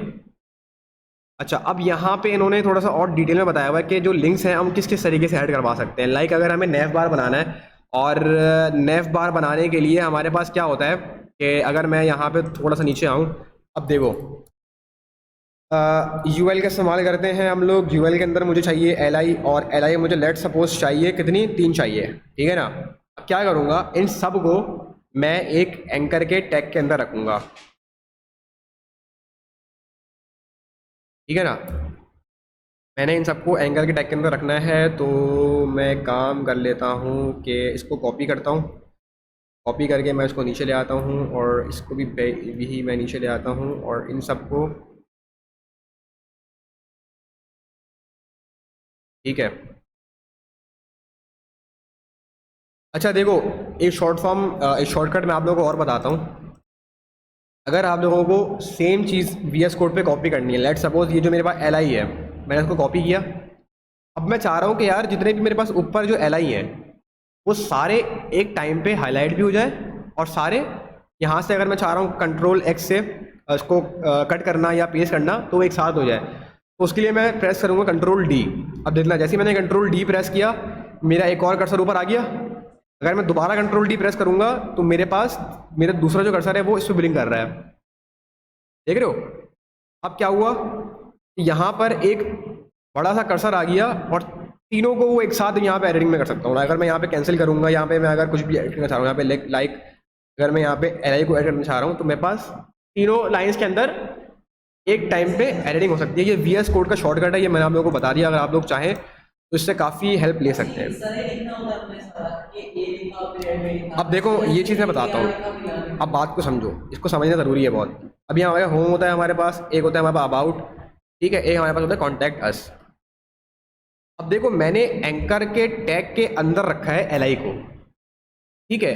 इट मीन्स कि अब एंकर का टैग का काम क्या होता है? एक लिंक प्रोवाइड करना, ठीक है।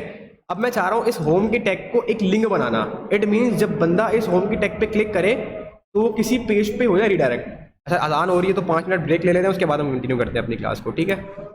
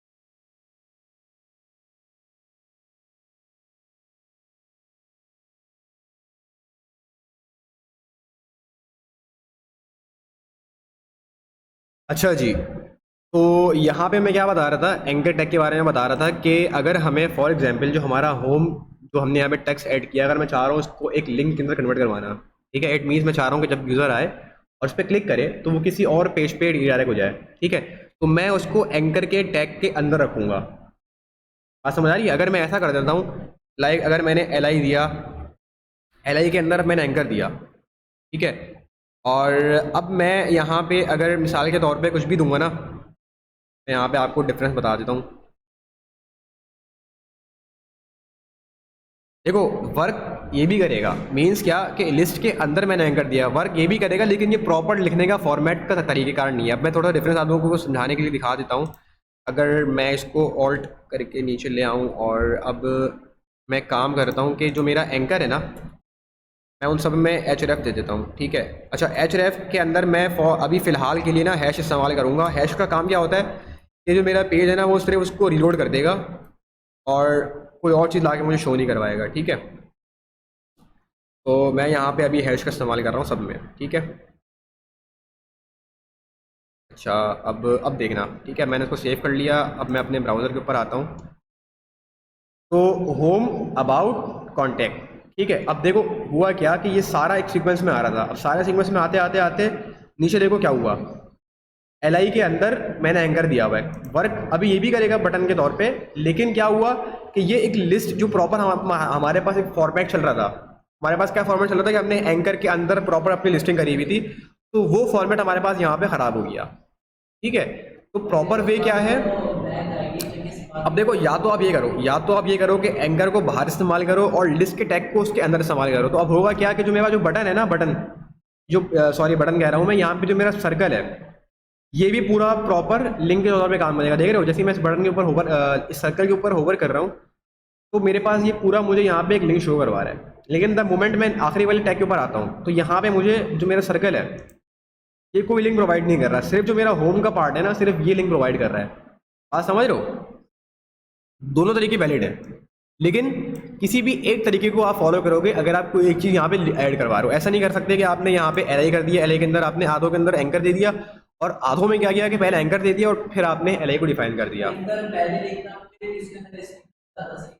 देखो, तरीकेकार दोनों वैलिड है, ठीक है। लाइक अगर आपने एंकर लिखा है बाहर और आपने अंदर लिस्ट को डिफाइन किया, ये भी तरीकेकार सही है।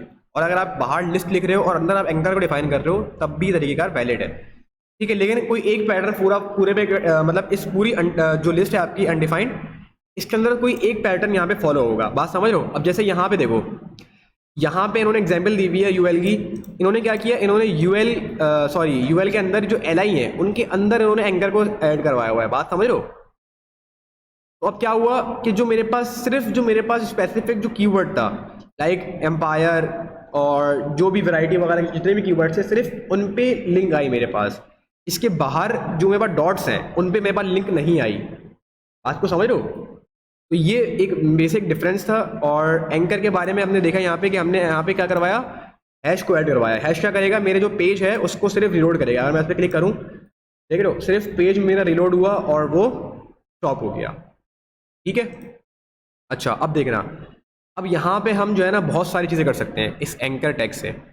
अब जैसे यहाँ पे इन्होंने बताया हुआ है कि हम किस तरीके से अपनी फाइल्स को आपस में लिंक करवा सकते हैं। index.html की फ़ाइल अगर मैं करवाना चाह रहा हूँ लिंक, aboutus.html को लिंक करवाना चाह रहा हूँ, तो मैं इन सब के ऊपर फाइल्स को लिंक करवा सकता हूँ, ठीक है।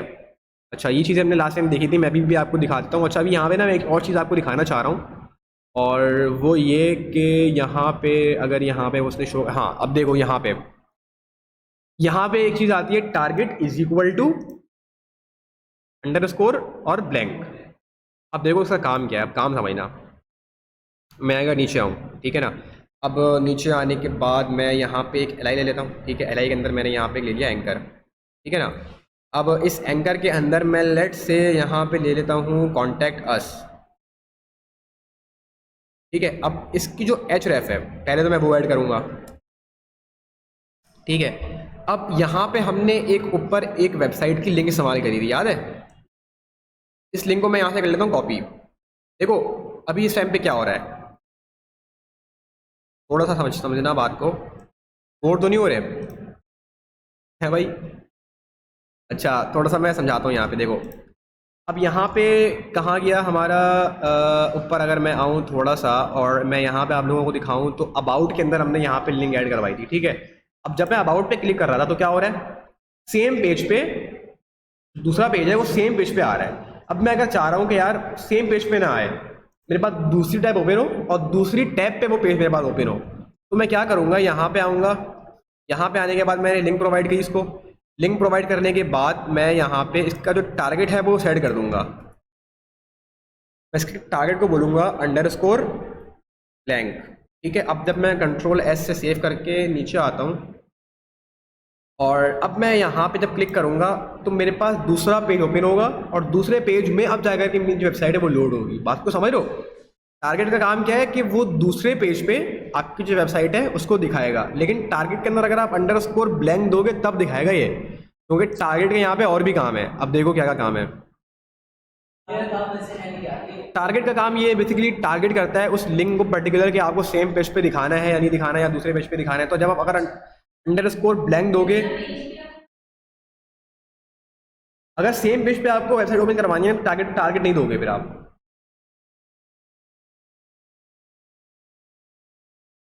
हाँ अब ये चीज़ मैं बताता हूँ आगे।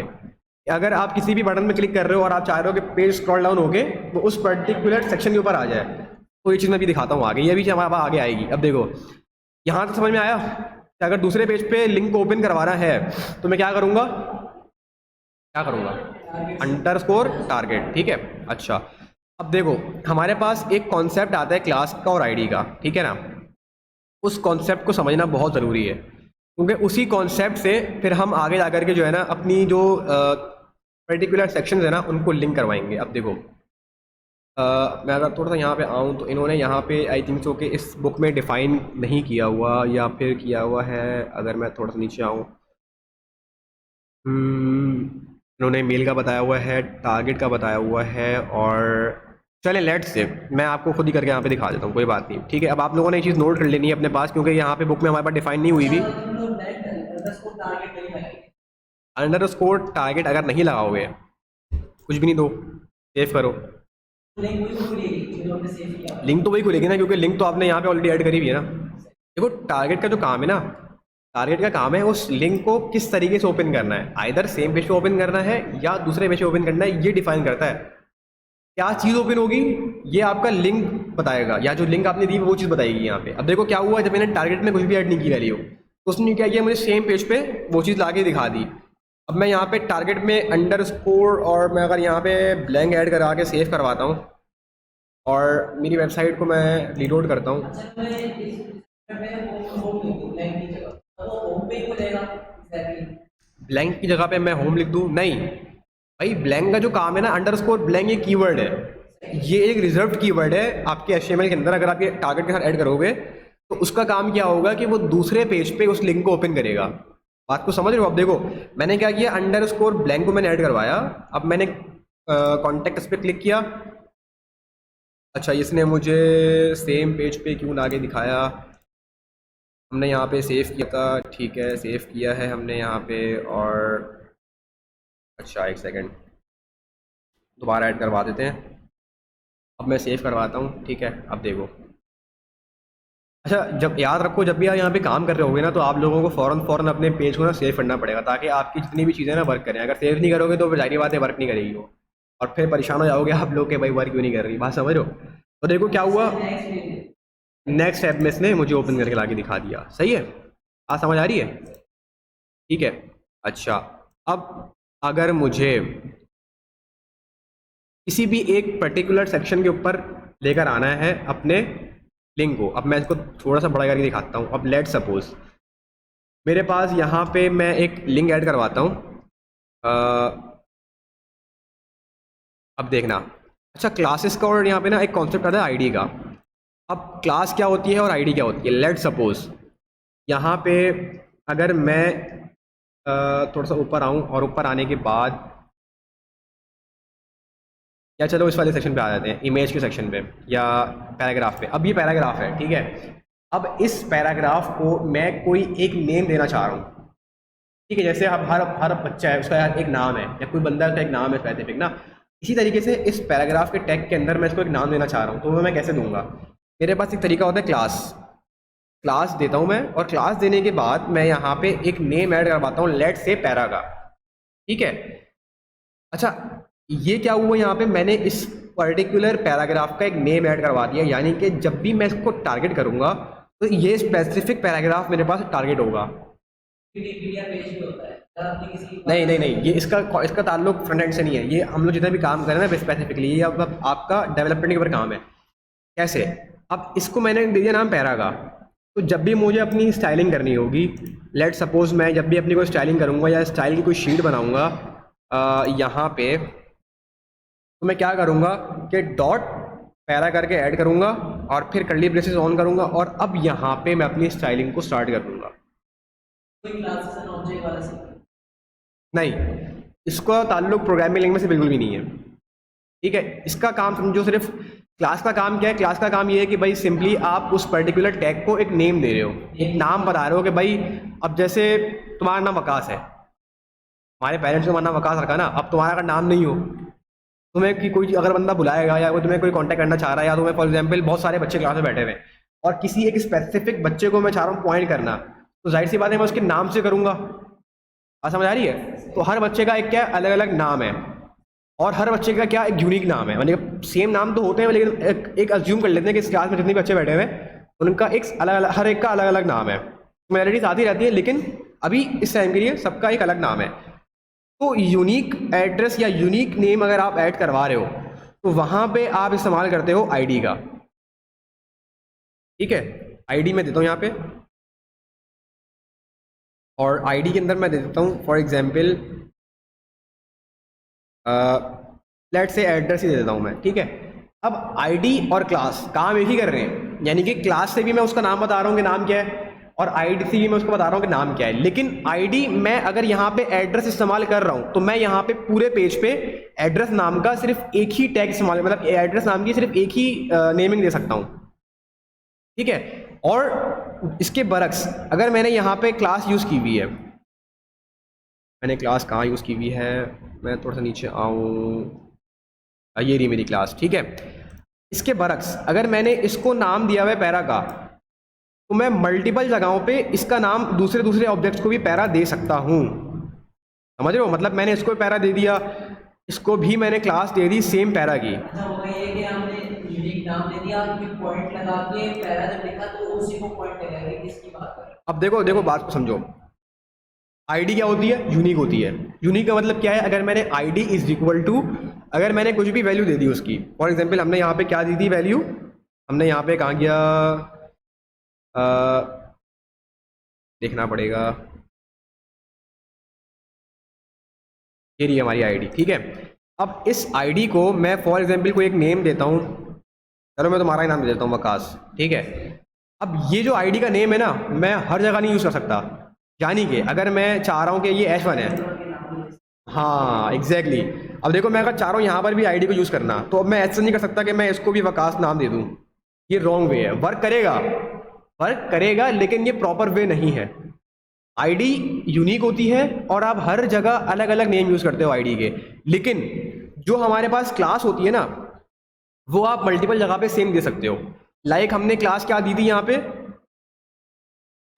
हमारी क्लास कहाँ गई ऊपर है, आईडी होता है कि आईडी में कोई नाम दे दिया मैं स्पेसिफिक, अगर कहीं भी हम आईडी लगा देंगे तो वो उसी को शो करेगा। अब देखो मैं बता रहा हूँ ना, अभी मैं इसको इस्तेमाल करके दिखाऊंगा, इसकी इस्तेमाल जो है ना अभी आप देखना आगे। चलो इस हेडिंग को मैं ले लेता हूँ। यहाँ पे मैंने अगर क्लास दी और मैंने इसको नाम दिया हेडिंग, ठीक है। अब मैं सेम क्लास इसके दूसरे टैग में या तीसरे टैग में भी दे सकता हूँ। मतलब क्लास के जरिए मैं अलग अलग टैग्स को सेम नेम दे सकता हूँ, बट आईडी अगर मैं यूज़ कर रहा हूँ तो उस आईडी का एक यूनिक नेम होगा और उसको मैं बार बार यूज़ नहीं कर सकता, मैं उसको सिर्फ एक ही जगह यूज़ करूँगा। अब जब हम स्टाइलिंग करते हैं ना, तो स्टाइलिंग के अंदर क्लास जब हमने जहाँ यूज़ की है उसको पॉइंट करने के लिए हम यहाँ पे इस्तेमाल करते हैं डॉट का, और जहाँ जहाँ हमने आईडी यूज़ की होती है वहाँ वहाँ हम इस्तेमाल करते हैं हैश का। अगर नहीं समझ आ रहा ना तो अभी, क्लास इस्तेमाल किया तो डॉट से करेंगे, अगर आईडी इस्तेमाल किया तो हाँ, अगर मुझे उसको बुलाना है, लाइक सपोज मैं चाह रहा हूँ कि पैराग्राफ को यहाँ पे कॉल करवाना, या उसको ऐसे मैं जैसे किसी किसी बंदे को यहाँ पे पुकार रहा हूँ कि वकास में बुला रहा हूँ, तो यहाँ पे आप वही करते हो, स्टाइल में आके डॉट करके आपने क्लास को यहाँ पे कॉल किया। अब आप इसके अंदर जितनी भी स्टाइलिंग करोगे वो उस पर्टिकुलर स्पेसिफिक क्लास के ऊपर जो है ना वो स्टाइलिंग ऐड हो जाएगी आपकी, ठीक है। और जैसे मैंने यहाँ पे हैश का इस्तेमाल किया हुआ है, हैश के अंदर मैं यहाँ पे हेडिंग ले लेता हूँ लेट सपोज। तो अब क्या होगा कि स्पेसिफिक जहाँ मैंने पर्टिकुलर आईडी यूज़ की होगी हैश की, वहाँ पे जाकर के मेरी जो ये स्टाइलिंग है वहाँ पे ऐड हो जाएगी। स्टाइलिंग अभी हम जाके करेंगे आगे, तो इतना मैं भी आप लोगों को कंफ्यूज नहीं करना चाह रहा। अभी जस्ट क्लास का और आईडी का कॉन्सेप्ट दिमाग में रखो कि क्लास हम कहाँ पे यूज़ करते हैं, जहाँ पे हमें मल्टीपल क्लासेस ऐड करवानी होती हैं, और आईडी का हम लोग काम कहाँ यूज़ करते हैं, जहाँ पर हमें मतलब मल्टीपल जगहों पे हम सेम नेम्स ऐड करवा सकते हैं। यस, अगर आप क्लास के तौर पे मतलब डिफरेंट नेम्स को अलग अलग जगहों पे कॉल करवा सकते हैं, ठीक है। आईडी चूंकि यूनिक होती है, एक होती है, सेपरेट होती है, तो आप उसको सिर्फ एक ही जगह ऐड करवा सकते हो। अच्छा, इसका हरकत मतलब ये नहीं है कि अगर मैंने एक जगह आईडी यूज़ कर ली है और दूसरी जगह पे मैं आईडी यूज़ नहीं कर सकता, मैं बिल्कुल कर सकता हूँ, लेकिन मैं सेम नेम यूज़ नहीं कर सकता बस, ठीक है।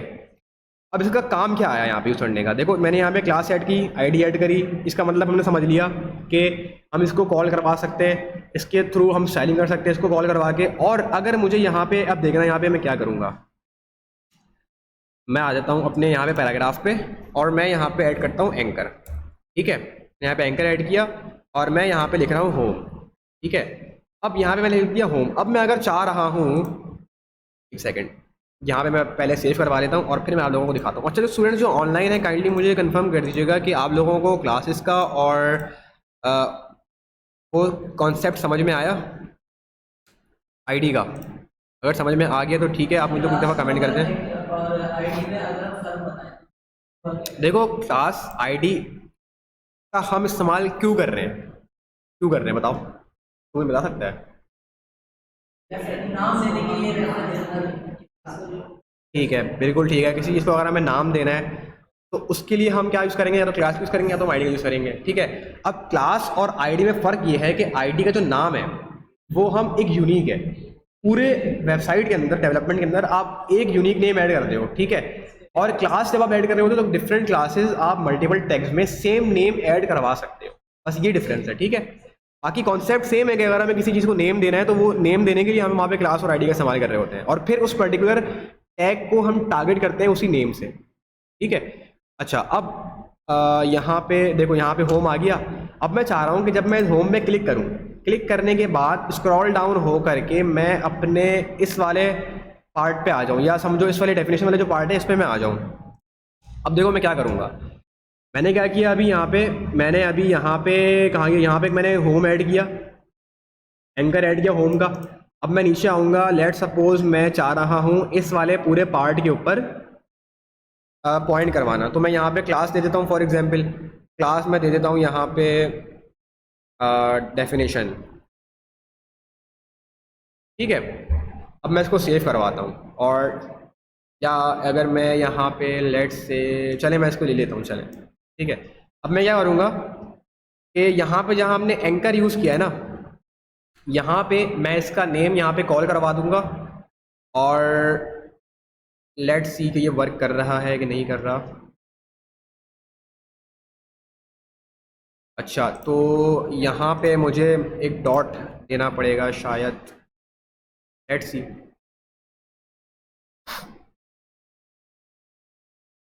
ओके, सो ये भी वर्क नहीं कर रहा। अगर हम यहाँ पे आईडी दें, चलें, एक काम करते हैं हम यहाँ पे ना आईडी इस्तेमाल करते हैं, ठीक है। आईडी मैं इस्तेमाल करता हूँ और मैं यहाँ पे DEF लिख देता हूँ, ठीक है।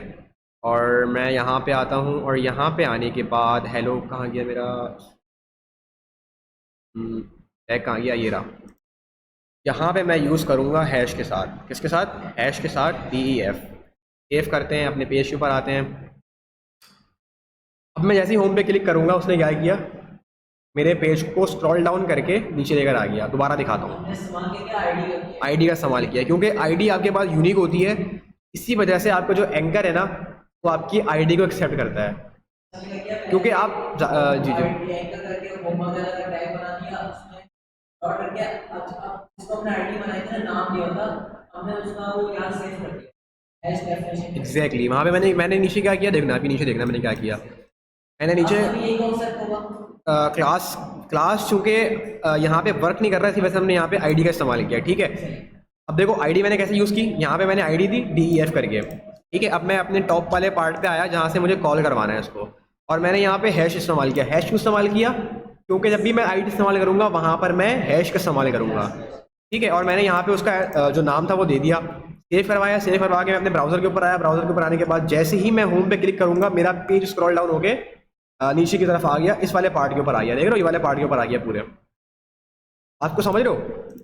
तो ये काम होता है बेसिकली डिफरेंट सेक्शंस के ऊपर पॉइंट करने के लिए। देख रहे हो यहाँ पर भी, इस बुक के अंदर भी अगर हम देखें तो इस बुक में भी इन्होंने हैश का इस्तेमाल किया हुआ है, ठीक है। क्योंकि जो एंकर का टैग है बेसिकली वो आपकी आईडी को सपोर्ट करता है। आपको समझ रहे हो? क्योंकि आईडी आपकी यूनिक होती है, इसी वजह से वो आईडी को सपोर्ट करता है। अच्छा, अब थोड़ा सा हम अगर और नीचे आए तो अच्छा, यहाँ तक सबको कॉन्सेप्ट समझ में आ गया, क्लियर हो गई बातें? हाँ भाई स्टूडेंट्स जो ऑनलाइन है काइंडली ज़रा मुझे बताएं। ठीक है, सारे एक दफ़ा कमेंट कर दें कि समझ में आ रहा है। और आप लोग जो स्टूडेंट ऑनलाइन बैठे हुए सारे, आपको समझ में आ गया? आया? कोई मसला कुछ पूछना हो तो अभी आप लोग क्लियर कर लें, क्योंकि अब मैं असाइनमेंट दूंगा तो सबको करना होगा प्रॉपर, ठीक है। और मुझे दिखाना भी होगा आप लोगों को। हाँ भाई समझ आ रहा है? यस आ रहा है, ठीक है। और बाकी मेरे ख्याल में भी मेरा हमारे पास 3 से 4 कमेंट्स आए हैं, बाकी जो हैं 7 स्टूडेंट्स हैं उनके भी कमेंट्स नहीं आए। अच्छा जी, तो यहाँ तक कुछ पूछना हो आप लोगों ने? अब मैं यहाँ पे कुछ क्वेश्चंस करता हूँ आप लोगों से, ताकि मुझे पता लगे कि आप लोग जो चीज़ें समझ रहे हैं आप लोगों को समझ में आ रही नहीं आ रही, ठीक है। अच्छा, अब अगर मैं यहाँ पे पूछूँ कि भाई मेरे पास एक एंकर का टैग है, ठीक है। अब मैं चाह रहा हूँ, एक सबसे पहली चीज़ ये कि मैं चाह रहा हूँ पूरी एक लिस्ट बनाना, ठीक है। और लिस्ट बनाने के साथ मैं चाह रहा हूँ कि हर लिस्ट का जो मेरे पास जितने भी एलिमेंट्स हैं वो सारे एक लिंक में कन्वर्ट हो जाएं, और सारी जो मेरी लिंक है वो कनेक्ट हो किसी और सेक्शन के साथ, सेम पेज पे किसी और सेक्शंस के साथ जाकर कनेक्ट हो। जैसे मैं उस पर क्लिक करूँ, या तो वो स्क्रॉल डाउन होकर नीचे आ जाए किसी भी सेक्शन के ऊपर, या वो बिल्कुल बॉटम में चली जाए, या वो सेंटर पार्ट पे आ जाए। तो उसके लिए मैं कैसे करूँगा, ये एक दफ़ा आप लोग अपने पास, अगर आपके पास कॉपी है तो उस पर आप मुझे लिख के एक दफ़ा जल्दी से दिखाएं। एक छोटा सा टास्क है आपके पास, ठीक है। मैं आपको क्लास टास्क असाइन कर रहा हूँ। मैं यहाँ पे अगर ओपन कर लूँ, ठीक है। अच्छा, जितने स्टूडेंट्स ऑनलाइन है ना काइंडली अपने पास जो है ना मुझे यहाँ पे चैट में भी लिख के वो दिखा सकते हैं, ठीक है। मेरे पास मेरे पास एक लिस्ट है, ठीक है। अब मैं क्या चाह रहा हूँ कि मेरे पास जितने भी लिस्ट के एलिमेंट्स हैं, ये सारे एलिमेंट्स एक लिंक के अंदर हो, ठीक है। एक लिंक के अंदर हो मीन से मैं इस पर क्लिक करूँ तो मैं किसी चीज़ पे इसको रेफ़र कर सकूँ। और लेट सपोज अगर मेरे पास ये पूरा ब्राउज़र का पेज है, तो मैं क्या चाह रहा हूँ कि अगर मैंने यहाँ पे अपनी लिस्ट को ऐड कराया हुआ है, यहाँ से जब मैं क्लिक करूँ तो वो मेरा पेज स्क्रॉल डाउन होके किसी भी सेक्शन के ऊपर आ जाए। आप लोगों ने ये बनाना है, तो अब आप लोग ये एक लिस्ट मुझे जनरेट करके दिखाएं अभी, ठीक है। अपनी थिंकिंग से बनाएं, प्रैक्टिस करने के लिए करें अभी, ताकि मैं चेक कर सकूं कि आप लोगों को कितना कौन आईडी का ही इस्तेमाल होगा। बेसिकली मैंने एक हिंट भी दे दी कि चले आईडी का ही इस्तेमाल होगा। ये आप लोग करें, ये मैंने अभी करके भी दिखाया है। करें आप लोग करें। लेट्स सी, आप कॉपी लेके नहीं आए? कॉपी कुछ भी लेके नहीं आए यार? इनको एक पेज दे दो। पेन है? यहाँ से एक पेन ले लो, यहाँ पे आओ, यहाँ पे पेन रखा हुआ है, पेन ले लो। और एक पेज ले लो किसी से भी, लिंक में बनाकर उस एड्रेस को यूज़ होगा। देखें, मुझे ना आप यूज़ करके दिखाएं, मुझे पूरा कोड लिख के दिखाएं किस तरीके से होगा उस लिंक का पर्टिकुलर, ताकि मुझे पता लग सके कि आप लोगों को चीज़ें समझ में आ रही हैं या अभी भी कहीं पे मसला आ रहा है। कुछ भी देखिए, अरे गलत होने से बंदे को ना कभी भी डरना नहीं चाहिए। भले से गलत हो रहा हो, लेकिन जब तक आप लोग करेंगे नहीं, आप लोगों को चीज़ें समझ में नहीं आएंगी। अच्छा, अस्सलाम वालेकुम। अस्सलाम जी। नहीं, बस चल रही है।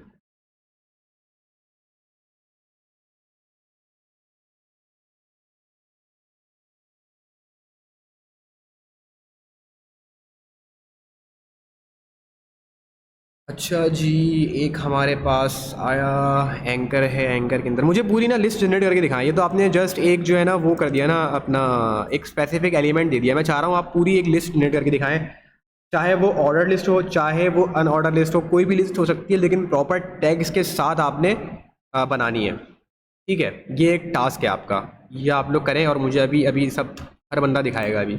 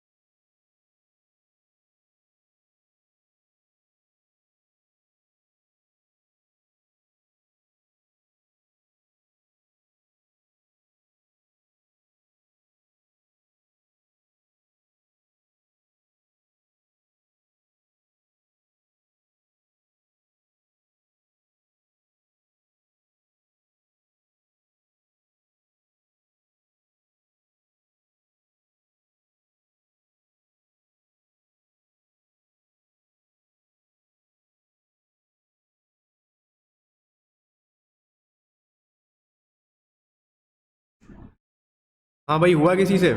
जो स्टूडेंट्स ऑनलाइन हैं काइंडली ज़रा जल्दी जल्दी करें, कितना टाइम क्यों लग रहा है सोचने में, अभी तो मैंने आप लोगों को करवाया है। हाँ भाई, पूरा पूरा बनाए फुरकान साहब।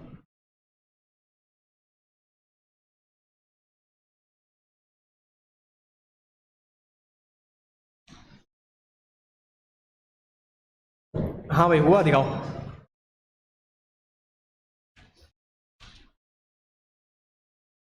कहाँ से स्टार्ट हो रहा है भाई? यहाँ से स्टार्ट है? यहाँ से ये किया है कि अगर मैं यहाँ से वो लिखूंगा तो यहाँ पे शो हो जाएगा। ठीक है, ये आपने एक इसको एंकर दिया। अच्छा, और यहाँ पे गड़बड़ क्या है तो किया बता है? दो।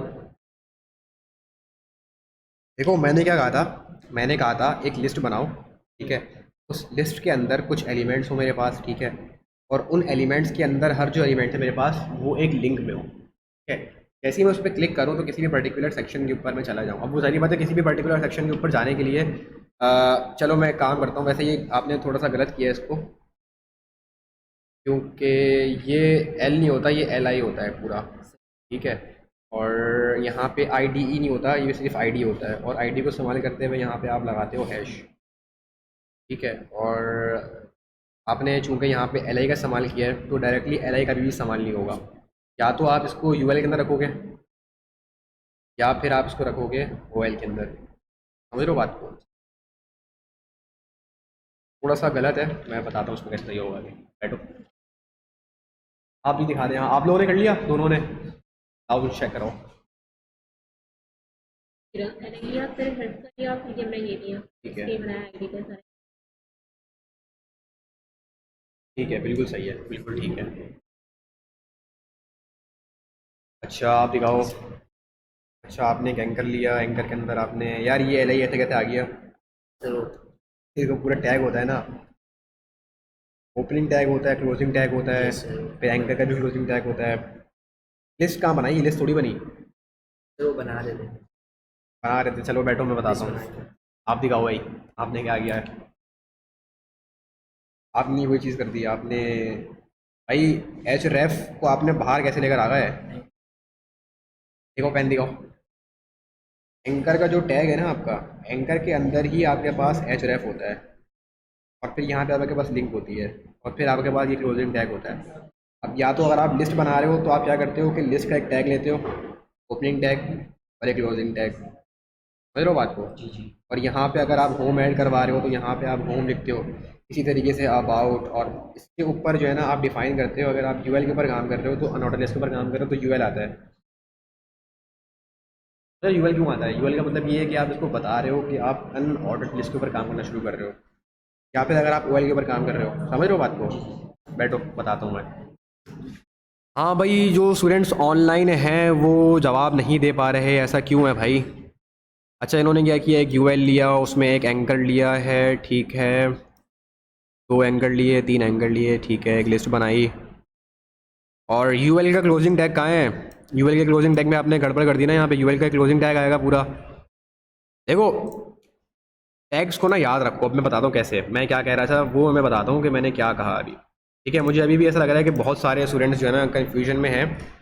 कुछ ने बिल्कुल ठीक किया है और कुछ जो है बिल्कुल ही गड़बड़ कर बैठे हैं। देखो जब भी लिस्ट बनाते हो ना, उसमें एक चीज़ ध्यान में रखना, या तो वो ऑर्डर्ड होती है या फिर वो होती है अनऑर्डर लिस्ट। ठीक है, इन दोनों में से कोई एक लिस्ट होती है आपके पास। ठीक है, अब आप ब्राउज़र को कैसे बताओगे कि आप कौन सी लिस्ट पे काम कर रहे हो? आप समझ रहे हो? उसको बताने के लिए आपको सबसे पहले बताना पड़ेगा कि भाई अगर आप यूएल पे काम कर रहे हो तो आपके पास अनऑर्डर लिस्ट आ गई। अब इस अनऑर्डर लिस्ट के अंदर आपके पास बहुत सारे एलिमेंट होते हैं जो कि आपके पास लिस्ट में होते हैं। समझ रहे हो बात को? अब अगर मैं यहाँ पे हर इंडिविजुअल एलिमेंट्स के अंदर मैं चाह रहा हूँ एक लिंक को ऐड करवाना, तो मैं क्या करूँगा, मैं यहाँ पे एंकर के टैग का इस्तेमाल करूँगा। और एंकर के टैग का इस्तेमाल मैं हर एक में करूँगा। क्यों? क्योंकि मुझे हर एलिमेंट एक लिंक की फॉर्म में चाहिए। ठीक है, और यहाँ पे मेरे पास एचरेफ आ जाएगा। ठीक है, अब देखो यहाँ पे क्या किया, होम दे दिया, कुछ भी दे सकते हो। यहाँ पे कॉन्टैक्ट अस दे दिया। बात समझ आ रही है? यहाँ पे लेट से आपने अबाउट दे दिया। अब मैंने क्या कहा था? मैंने कहा था एक लिस्ट जनरेट करो और उस लिस्ट के अंदर कुछ एलिमेंट्स रखो, कुछ भी हो सकते हैं, होम, अबाउट, कॉन्टैक्ट अस, कुछ भी, और उन एलिमेंट्स को एक लिंक की फॉर्म में बनाओ। और फिर उसके अंदर जो आप लिंक दो वो टारगेट करे किसी और सेक्शन के पार्ट को, सेम पेज पे रहते हुए। तो सेम पेज पे रहते हुए मैंने बताया था कि अगर हमें टारगेट करना हो तो हम कैसे टारगेट करते हैं, हैश का इस्तेमाल करते हैं। हैश के साथ में कोई भी कीवर्ड यूज़ करता हूँ। लाइक अगर मैंने पैरा दिया हुआ है तो मैं पैरा का इस्तेमाल करता हूँ। अगर मैंने हेडिंग का दिया हुआ है तो मैं हेडिंग का इस्तेमाल करता हूँ किसी भी पर्टिकुलर सेक्शन के ऊपर। और उस पर्टिकुलर सेक्शन के ऊपर जा करके मैं वहाँ पे उसको आईडी दे देता हूँ, ताकि मैं जब उस पर क्लिक करूँ तो मेरे पास वो आईडी को रेफ़र करे। ठीक है, मैं यहाँ पे एक आईडी दे देता हूँ हेडिंग के नाम से। ठीक है, इसी तरीके से मैं यहाँ पे एक पैरा को भी आईडी दे देता हूँ, इसके नाम से, पैरा के नाम से। ठीक है, क्यों? क्योंकि मैंने यहाँ पे 2 हैश का इस्तेमाल किया है, एक पैरा का इस्तेमाल किया है और एक हेडिंग का इस्तेमाल किया है। अब जैसे ही मैं अपने ब्राउज़र के ऊपर आऊँगा और मैं बिल्कुल एंड में, क्योंकि मैंने इन एलिमेंट्स को ऐड करवाया है, जैसे ही मैं होम पे क्लिक करूँगा मैं टॉप पे आ जाऊँगा। क्यों? क्योंकि मैंने टॉप पे इसको टारगेट किया है। इसी तरीके से मैं नीचे आऊँगा और मैं अपने कॉन्टैक्ट अस पे जैसे क्लिक करूँगा वैसे ही मैं ऊपर आ जाऊँगा। क्यों? क्योंकि मैंने ऊपर जा करके अपने पैरा को यहाँ पे आईडी दी हुई है। तो ये इतना सिंपल सा काम था जो कि आप लोगों ने करना था। तो होपफुली अब आप लोगों को समझ में आ गया होगा सबको। अब अगर अभी भी किसी को कुछ कन्फ्यूजन है तो वो मुझसे पूछ ले। वो ये एक बहुत सिंपल, बनाना जरूरी होता है, चाहे आप आईडी का नाम भी दें देखो एच रेफ आएगा, लाजमी आएगा एच रेफ जो है ना, क्योंकि जब तक आप एच रेफ नहीं दोगे तब तक आप उस एंकर को टारगेट कैसे दोगे, समझ लो। और ओपनिंग टैग, क्लोजिंग टैग, इन चीज़ का आप लोगों ने खास ख्याल रखना है, क्योंकि बहुत सारे बच्चों ने मिस्टेक की है कि उन्होंने यूएल डिफाइन ही नहीं करा, ऊपर डायरेक्ट लिस्ट डिफाइन कर दी, और लिस्ट डिफाइन कर दी लेकिन फिर लिस्ट के अंदर क्या किया कि क्लोजिंग टैग नहीं दिया। तो ये सारी चीज़ें ना आप लोगों को ध्यान में रखनी है कि यहाँ पे एल आई आ रहा है, एल आई की ओपनिंग टैग है ये, इसके बाद एल आई की ओपनिंग टैग के बाद एंकर है, एंकर का ओपनिंग टैग है, और फिर एंकर की क्लोजिंग टैग है, और फिर एंकर की क्लोजिंग टैग के बाहर एल आई का क्लोजिंग टैग है। इसके बाद में जो नाम दिया था वो हैशटैग एग्जैक्टली, आपको बटन डालना है इसके बाद सब बिल्कुल समझ रहे हो बात को। तो ये ऐसे होगा, आप होपफुली सबको समझ में आ गया होगा। देखो एच रेफ क्या बताता है, एच रेफ बताता है कि आपको किस जगह पे, किस पार्ट पे उस चीज़ को लिंक करवाना है, बात समझ रहे हो। मतलब ये एक एट्रीब्यूट है, एच रेफ एक एट्रीब्यूट है, अब इसके अंदर आप इसकी वैल्यू दोगे। एच रेफ स्पेसिफिक जो एच रेफ है ना, वो लिंक करवाने के लिए काम आता है पेजेस को आपस में, बस ये इसका ये काम है। और सेम पेज को भी आप आपस में लिंक करवा सकते हो, जिस तरीके से यहाँ पे हमने करवाया कि हमने यहाँ पे हैश का इस्तेमाल किया और हमने पैरा का इस्तेमाल किया। अब क्या करेगा, जैसे ही मैं इस पर क्लिक करूँगा होम पे, तो वो मुझे स्ट्रेट फॉरवर्ड ऊपर ले जाएगा अपने हैश हेडिंग के ऊपर। ब्लैक कोटेशन ये क्या सॉरी, ब्लैक कोटेशन को करके ब्लॉक कोड का काम ये था कि आपको वो डिफाइन करता है कि यहाँ पे आपने इस पर्टिकुलर वेबसाइट से वो कोड लिया है, तो ब्लॉक कोड के साथ साइट का इस्तेमाल भी होगा, CITE साइट, ये यहाँ पे ये देख रहे हो यहाँ पे, ठीक है। अच्छा, यहाँ तक किसी को मसला है, कुछ कन्फ्यूजन, कुछ परेशानी, तो अभी मुझसे पूछ ले, ठीक है। अच्छा, इसके बाद जो हमारा टॉपिक है ना बेसिकली वो है इमेजेस का, तो ये हम नेक्स्ट क्लास में अपना स्टार्ट करेंगे टॉपिक। यहाँ तक मैंने जितना पढ़ाया है ये सारी चीज़ें आप लोगों को करनी है पक्की, बिल्कुल, क्योंकि अभी भी आप लोग देख रहे हैं कि आप लोगों के पास अभी भी चीज़ें कुछ हैं जो कि आप लोगों को समझ में नहीं आ रही हैं, कच्ची हो रही है। बेसिकली समझ में तो आ गई आप लोगों को, लेकिन आप लोगों को प्रॉपर्ली सिंटेक्स में मसला आ रहा है कि आप लोग सिंटेक्स भूल जा रहे हैं। तो उसके लिए क्या चीज़ है तरीक़ेकार कि आप लोग प्रॉपर्ली उसकी प्रैक्टिस करें घर जा करके, ठीक है। घर जाएँ, पहले से कॉपी लेकर के कॉपी में लिखना शुरू करते हैं सिंटेक्स को, जितना प्रैक्टिस करेंगे उतना ही आपका जो हाथ है वो सेट होगा। आज को समझ लो। तो यहाँ तक हमारी थी आज की क्लास। अगर कुछ मसला हो, कुछ परेशानी हो तो काइंडली आप लोग मुझसे पूछ लें। ब्लॉक सिंटेक्स जो था वो यहाँ पे था, कहाँ गया ब्लॉक कोड, ये रहा।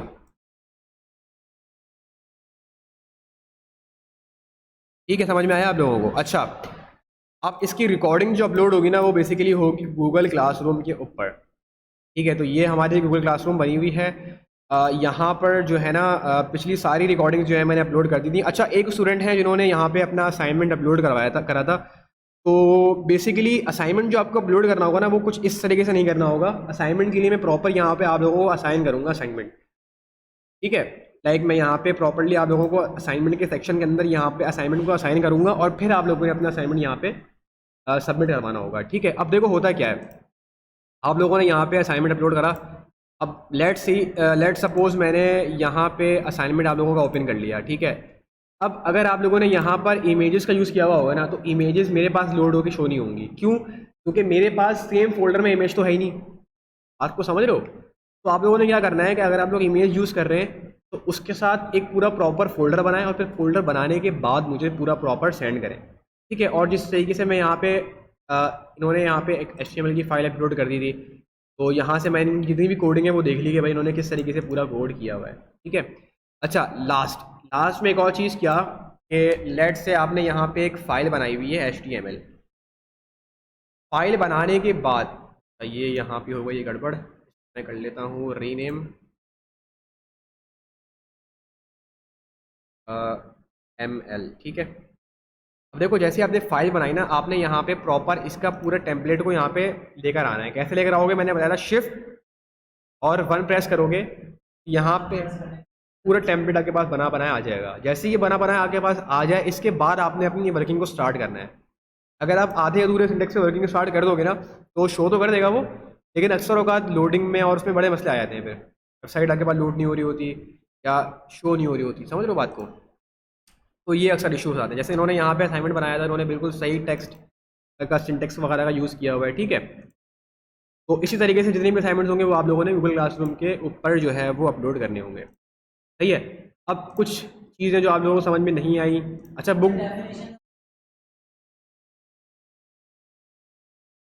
देखो डेफिनेशन हमने यहाँ पे कैसे यूज़ करी थी।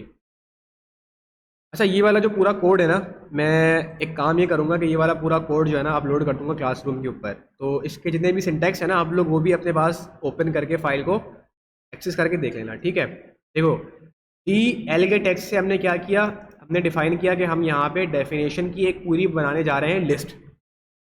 अच्छा, मैं यहाँ पे कमेंट भी लिख देता हूँ, ठीक है। अच्छा, इसके अंदर आप लोगों ने जो डिफाइन किया ये था डेफिनेशन का keyword, definition to be defined या फिर डेफिनेशन कीवर्ड, ठीक है। अच्छा, उसके बाद आप लोगों ने इस स्पेसिफिक कीवर्ड को पूरा डिफाइन किया। कैसे डिफाइन किया? डी के टैग डिफाइन किया।